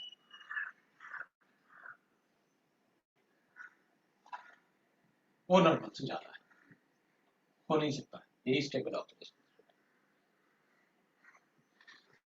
अगर नॉर्मल के बराबर है, अच्छा, तो आप कहना चाहते हो कि HNO3 इज एक एसिड क्योंकि +5 है, और HNO4 लिखूंगा तो एक ऑक्सीजन ऐड कर दिया तो ये पर एक आ जाएगा, ये पर एक आ गया,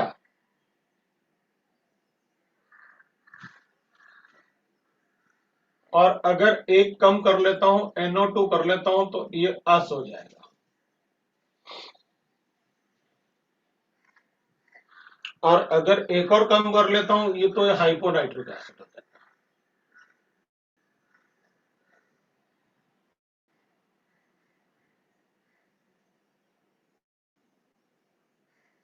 बिल्कुल मैं यही कर रहा हूं, बिल्कुल यही बात कर रहा हूं।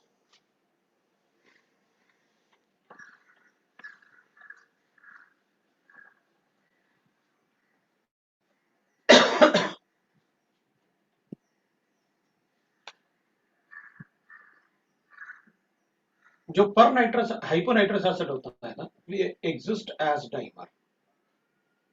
डाइमर का मतलब होता है जैसे मोनोमर एक एटम है, डाइमर दो एटम है, ट्राइमर तीन एटम है। ये मोनोमर है, ये डाइमर है, मतलब दो हो गए। ये 2 टाइम्स एग्जिस्ट करेगा। डाइमर का मतलब हो गया H2N2O2 जैसे एग्जिस्ट करेगा उसके स्ट्रक्चर की वजह से, क्योंकि अगर वो हाइपोनाइट्रस एसिड लिखोगे आप तो ऐसे होगा स्ट्रक्चर उसका, और ऐसे स्ट्रक्चर होगा तो हाइड्रोजन सिर्फ वही निकल सकता है जो ऑक्सीजन से अटैच्ड हो। इसमें ऑक्सीजन से अटैच नहीं होगा, तो गलत हो जाएगा, फिर ये H नहीं दे पाएगा, क्योंकि वही ऑक्सीजन सिर्फ वही हाइड्रोजन रिमूव होगा जो ऑक्सीजन से अटैच होगा।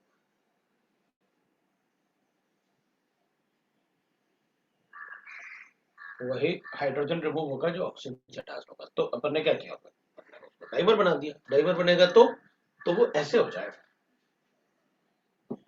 ये इसका स्ट्रक्चर था और इसका स्ट्रक्चर ऐसे होगा। किसी का ऑक्टेट एक्सपेंड नहीं किया मैंने, आप चेक कर सकते हैं, सबके ऑक्टेट कंप्लीट। डाइमर का मतलब होता है 2 टाइम्स हो जाए। ठीक है, तो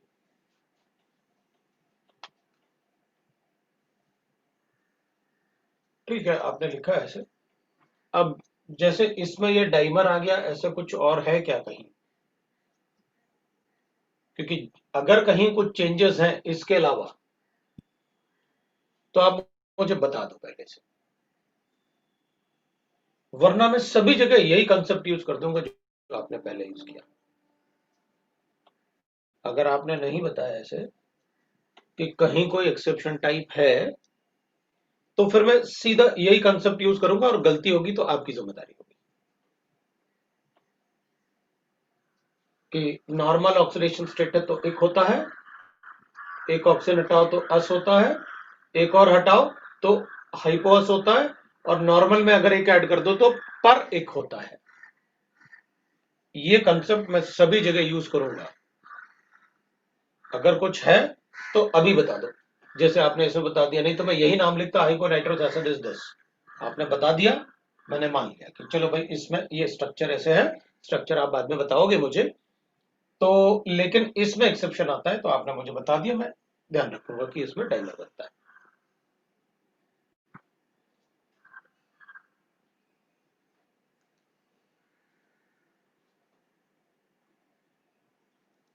HClO3 is chloric acid.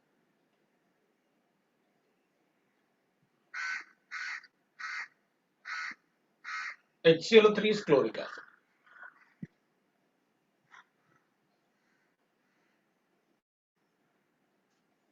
लेकिन इसमें इसका प्लस 7th ऑक्सीडेशन स्टेट नहीं है। आप तो कह रहे थे वैलेंस इलेक्ट्रॉन के बराबर होता है तो एक होता है। आप कह रहे थे वैलेंस इलेक्ट्रॉन के बराबर ऑक्सीडेशन स्टेट होता है तो एक होता है।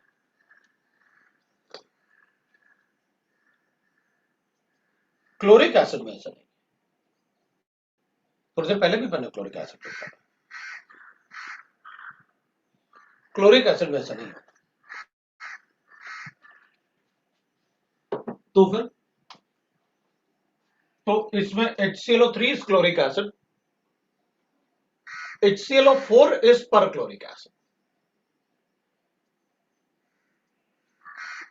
मतलब मुझे यहां पर ये ध्यान रखना। अभी कंसेप्ट में कोई प्रॉब्लम नहीं। एक और हटाओ, यू गॉट अस एसिड। एक और हटाओ, you got hypo us acid, hypochlorous acid.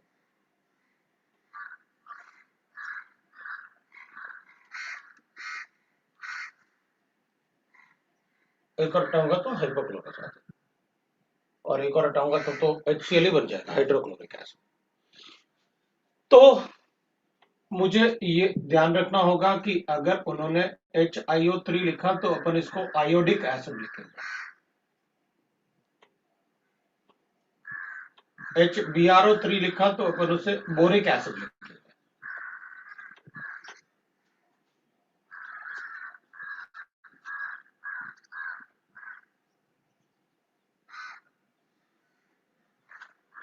ऐसे लिखेंगे। तो उस बात का ध्यान रखेंगे अपन कि इसमें +5 ऑक्सीडेशन स्टेट में एक लगता है, +7 में वो क्या होगा, मीन होगा। अब मैं एक दूसरा पार्ट, तो आप इसके लिए लिख के बता दो।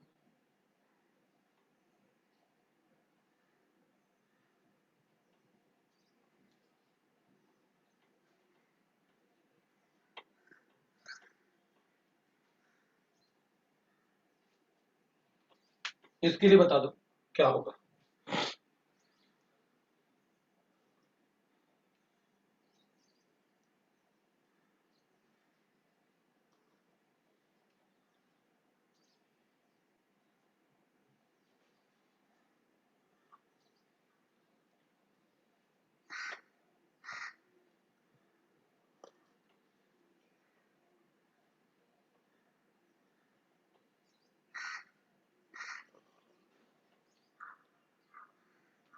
तो अपन कहेंगे, आप आगे पढ़ाने वाले थे, आप कुछ बताने वाले नहीं थे, और आपने कहा था कि अगर कोई एक्सेप्शन है तो आप मुझे बता दो, और अगर कोई एक्सेप्शन नहीं है तो मैं सभी जगह ये यूज कर दूंगा। वैलेंस इलेक्ट्रॉन के बराबर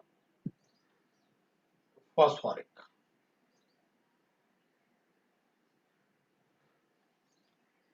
एक ऑक्सीजन हटाया, फॉस्फोरस, एक और हटाया, हाइपोफॉस्फोरस,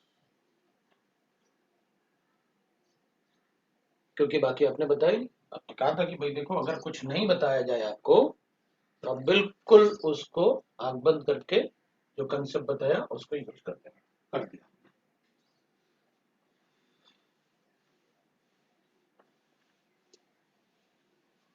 अब अपन कहेंगे ठीक है भाई, मान लिया।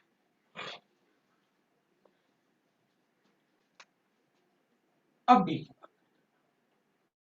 मेटा एसिड्स,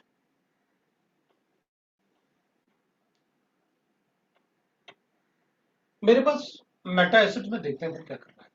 मेरे पास एसिड गिवन होगा, कोई भी एसिड ले लो, एक एसिड ले लो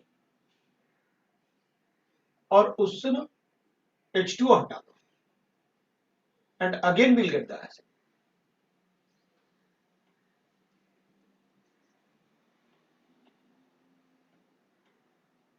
मतलब इनिशियली वाटर हटाने के बाद भी वो एसिड होना चाहिए। अच्छा ठीक है भाई, कोई बात नहीं, देख लेते हैं। तो अपन कहेंगे लो वाटर हटा, SO3 बचा,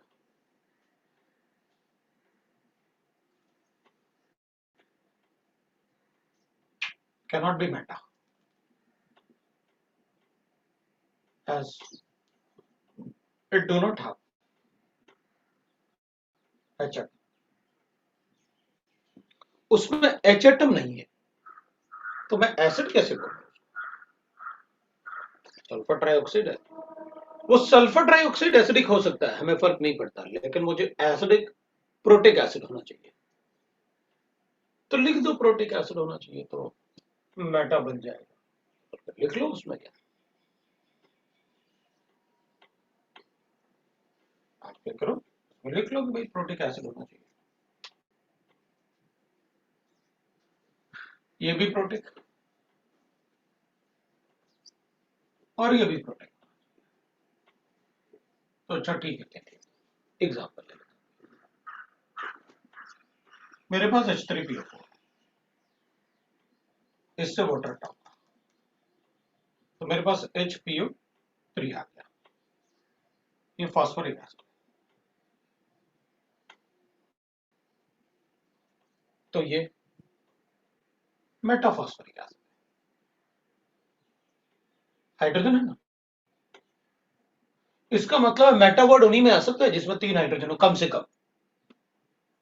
भाई अगर 2 हाइड्रोजन होंगे तो आएगा ही, वो तो वाटर में निकल जाएगा हाइड्रोजन। अच्छा, तो अगर मैं ऐसे लिखूंगा PO4 3 नेगेटिव, तो इसको मैं लिखूंगा फॉस्फेट आयन।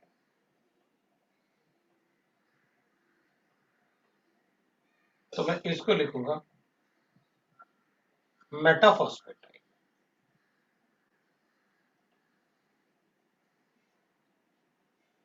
ये क्या हो जाएगा, मेटाफॉस्फेट आयन।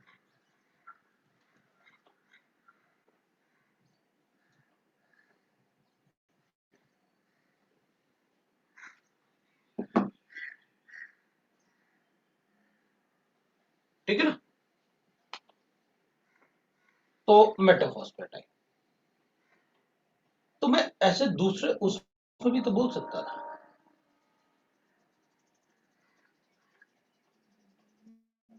कि देखो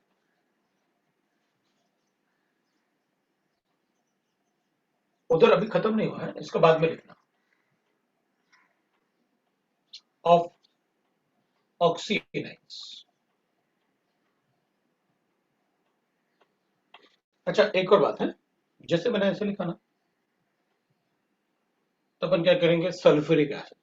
तो अब मुझे ये बताने की जरूरत नहीं है,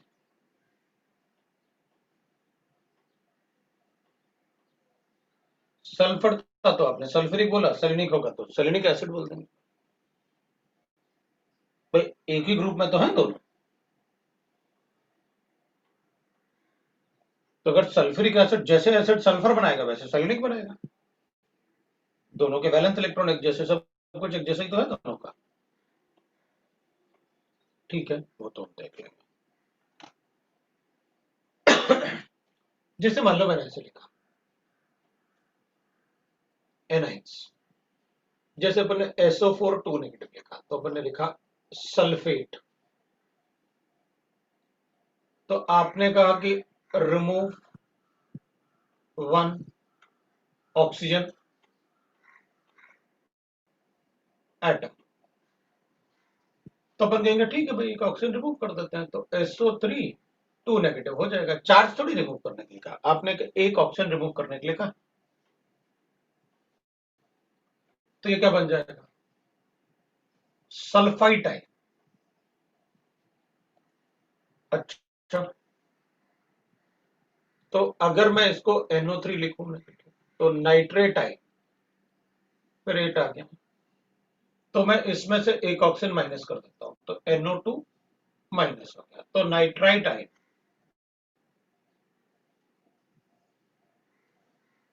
अब मतलब प्लस लिखने की जरूरत नहीं, अपन ऐसे लिख लेंगे नाइट्राइट आयन। तो अगर मैं ऐसे लिखता हूं तो अपन लिखेंगे फॉस्फेट आयन। और अगर मैंने ऐसे लिखा तो अपन लिखेंगे फॉस्फाइट आयन।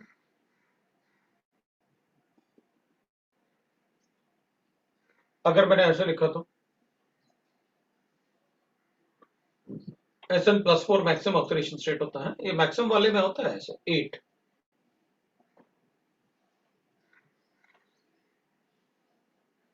स्टेनेट है, एक ऑप्शन रिमूव कर लेते हैं, स्टेनाइट है।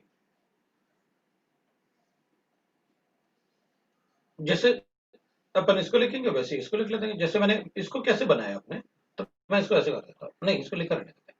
इसको देख, कार्बन और टिन एक ही ग्रुप में प्रेजेंट है, तो अपन क्या लिखेंगे, कार्बोनेट आयन।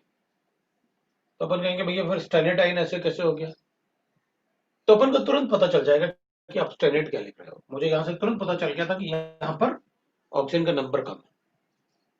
तो अब ये तो नया है आपके लिए, लेकिन ये थोड़ी नया है आपके लिए। भाई ये नया हो सकता है आपके लिए, ये थोड़ी नया हो सकता, ये नया हो सकता है आपके लिए, ये थोड़ी नया हो सकता है आपके लिए। तो जैसे आप सल्फेट लिखोगे वैसे सेलुरेट भी लिखोगे, वही आइए पिकनिक। तो अपन ने कहा अच्छा टिन का ये बनेगा स्टेनेट या 3 लिख के बनाऊंगा स्टेनेट, तो अपन कहेंगे भाई किस ग्रुप का है वो, कार्बन का। चलो कार्बन में लिखते हैं कि 8 कब बनाते अपन, कार्बन 8, ये तो अपन को पता है, तो इसका स्टेनेट क्या होगा। अब ये कार्बोनाइट हो जाएगा, कार्बोनाइट आई, तो स्टेनाइट आई, ये ना भाई अपन को पता चल गया। अब मुझे आगे बताने की जरूरत नहीं है कि PbO3-2, इसको प्लम्बेट बोलने वाले हो आप। ऑक्सीजन रिमूव किया तो प्लम्बाइट हो जाएगा।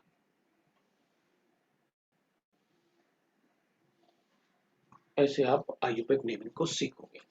मैंने वो इसलिए बताया, अच्छा देख इधर से एक ऑक्सीजन रिमूव किया ना अपन ने, यहाँ 4 थे वहां 3 हो गए ना, लेकिन वहां पर अपन ने क्या किया,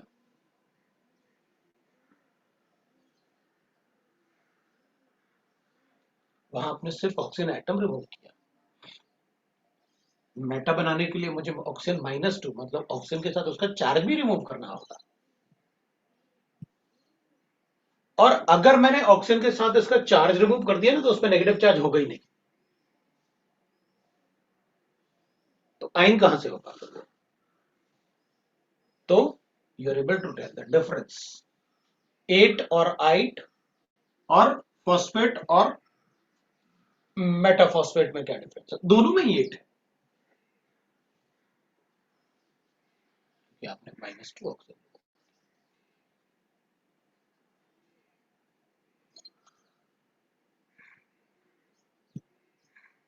अपन को पता है दिस इज बोरेटाइन,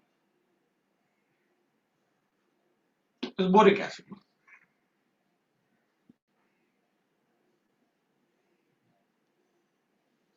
बोरिक एसिड, तो ये बोरेटाइन,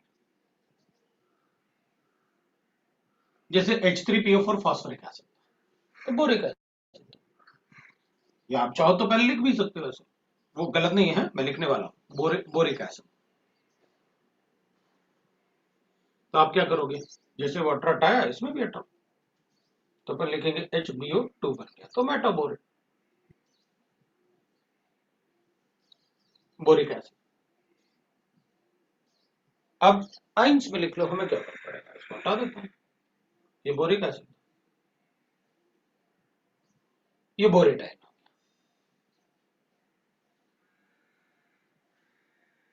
रिमूव कर लो, क्या बचा, मेटाबोरिक।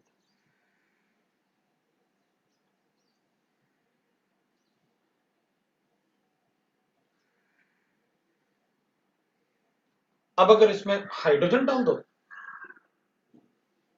तो मेटाफॉस्फोरिक एसिड हो गया, अगर सोडियम डाल दें तो सोडियम मेटाफॉस्फेट हो जाएगा।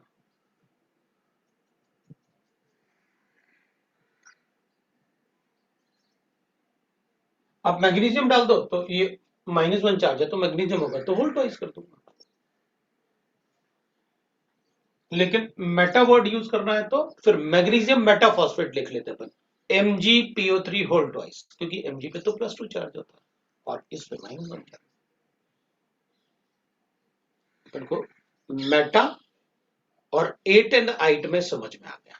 मेटा में क्या होता है, आपको एक ऑप्शन -2 रिमूव करना होता है, और 8 और 8 में आपको एक ऑक्सीजन एटम रिमूव करना होता है। तो अपन ना ये बात तो अपन कभी नहीं भूल सकते, सल्फेट सल्फेट उससे अपन को हमेशा पता रहेगा। भाई अगर अपन से पूछा जाएगा बताओ प्लम्बेट का फॉर्मूला क्या है, तो अपन कहेंगे 8 वो होता है जिसमें ऑक्सीजन का कंटेंट मैक्सिमम होता है, वो 8 होता है। तो प्लम्बेट पूछा, चलो कार्बोनेट लिख लेते हैं, उसी ग्रुप का तो है। सेलेनेट पूछा, अच्छा सल्फर उसी ग्रुप का है, तो चलो सल्फेट देख लेते हैं, तो सेलेनेट बता देंगे उसी कंसेप्ट से, मैंने सेलेनेट बताते हैं। ये अपन ने लिख लिया, 8 मेटा कैसे वर्ड अपन को बताने हैं वो अपन को समझ में आ गया। अब कुछ हीटिंग इफेक्ट लिखते हैं अपन, हीट करने वाले पार्ट को देखते हैं कि कैसे अपन हीटिंग इफेक्ट की बात करें।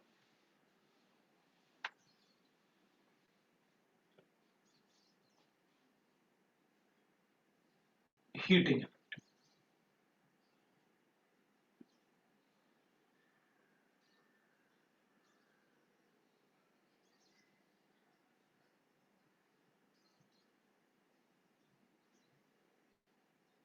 हीटिंग का मतलब क्या होता है? पायरोलाइसिस, पायरो वर्ड हीटिंग के लिए यूज करता है, तो हीटिंग मतलब होता है पायरोलाइसिस। अपन क्या करेंगे, मेरे पास कोई भी एसिड ले लो आप, ऑक्सी एसिड्स,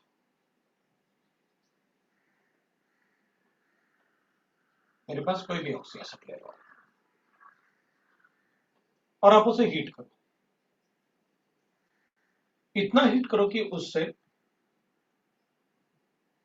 ट्वाइस लेना पड़ेगा। पहले अपन ऐसे कर लेते हैं, मेरे पास एक एसिड है, ऐसे इसको हटा रहा हूं मैं, ये वाला पार्ट मुझे लगता है आपने लिख लिया होगा, मैं इसको हटा देता हूं, ये वाला पार्ट भी पता है काफी कुछ अपन ने डिस्कस कर लिया। अब एक होता है हीटिंग इफेक्ट, ऐसे ना अपन ने हीट किया तो ऑब्वियसली बात है हीट करोगे तो वाटर हटा होगा, तो अपन कहेंगे ठीक है भाई ये बात। तो ऑक्सी एसिड ना, ये अपने पास क्या था, मैं ऑक्सी एसिड्स की बात कर रहा हूं, सल्फ्यूरिक एसिड, तो अपन कहेंगे एनहाइड्रस सल्फ्यूरिक एसिड।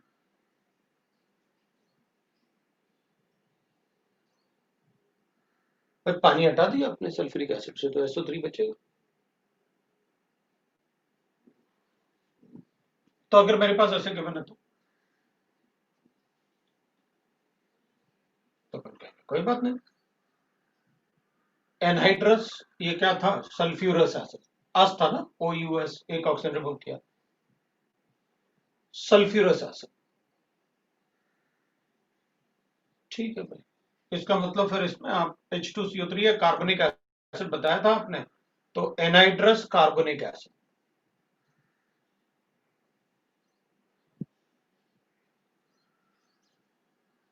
तो अपन कहेंगे आप रिमूव करके दिखाओ, तो अपन कहेंगे इसमें तो हाइड्रोजन ही है, वाटर कैसे रिमूव करो, तो अपन कहेंगे डबल कर दो इसको, 2 मोल्स ले, अब 2 हाइड्रोजन हो गए, 1 ऑक्सीजन रिमूव कर दो, तो जब ट्वाइस लेंगे तो ऑब्वियसली बात है 2 हाइड्रोजन हो गए, 2 नाइट्रोजन हो गए और 6 ऑक्सीजन हो गए, तो बचा क्या अपने पास, एनहाइड्रस नाइट्रिक एसिड।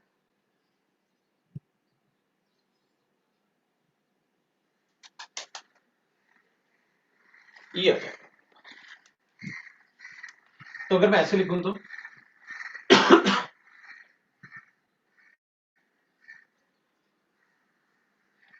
फिर हीट करने से अपन को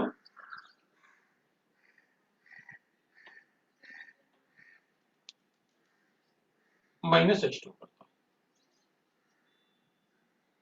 तो अपन कहेंगे अच्छा इसमें तो अभी हाइड्रोजन दिख रहा है, तो मैं एनहाइड्रस नहीं लिखने वाला,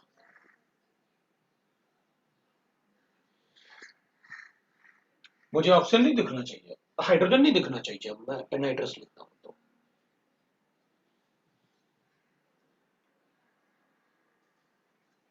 तो अपन कहेंगे ये तो मेटा फॉस्फोरिक एसिड है,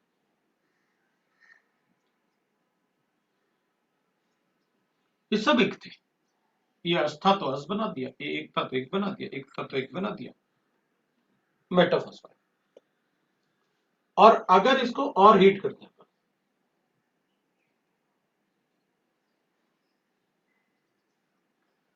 तो वाटर हटा देता हूं, तो इसमें तो एक ही हाइड्रोजन है, वाटर कैसे हटाओ, हाँ तो बताया तो था आपने कि भाई एक हाइड्रोजन हो तो क्या करना है, इसको ट्वाइस ले लो, फिर वाटर हटा दो, क्या बचेगा अपने पास, this is anhydrous phosphoric acid,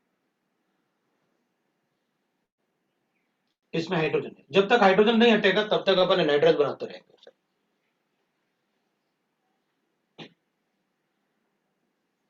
ठीक है भाई, जब तक हाइड्रोजन रहेगा अपन उसे एनहाइड्रस बनाते रहेंगे। ये तो हीटिंग इफेक्ट का एक पार्ट है। अब अपन यहाँ रुक जाते हैं क्योंकि अभी अपने पास बहुत सारा होमवर्क है, इसमें थोड़ा सा पार्ट और बचा हुआ है, उसको करके कुछ कंपाउंड्स के नाम लिखेंगे अपन, और कुछ कंपाउंड्स के नाम लिखने के बाद अपन क्या करेंगे, केमिकल बॉन्डिंग शुरू कर लेंगे। तो नेक्स्ट क्लास में अपन डिस्कस करके होमवर्क डिस्कस करेंगे। उसके बाद इसमें हीटिंग इफेक्ट में आप मुझे याद दिला देना, पायरो एसिड्स लिखने अपन को, एसिड के बारे में पढ़ रहे थे अपन, तो मैं इसको कंप्लीट करके कुछ कंपाउंड्स के नाम लिख के पूछ लूंगा मैं कि कैसे अपन नाम लिखेंगे, उसके बाद अपन आगे शुरू करेंगे। केमिकल बॉन्डिंग नेक्स्ट चैप्टर हो जाएगा अपना। राइट, आज इतना ही। Thank you. Thank you, sir. Okay, welcome. Thank you, sir.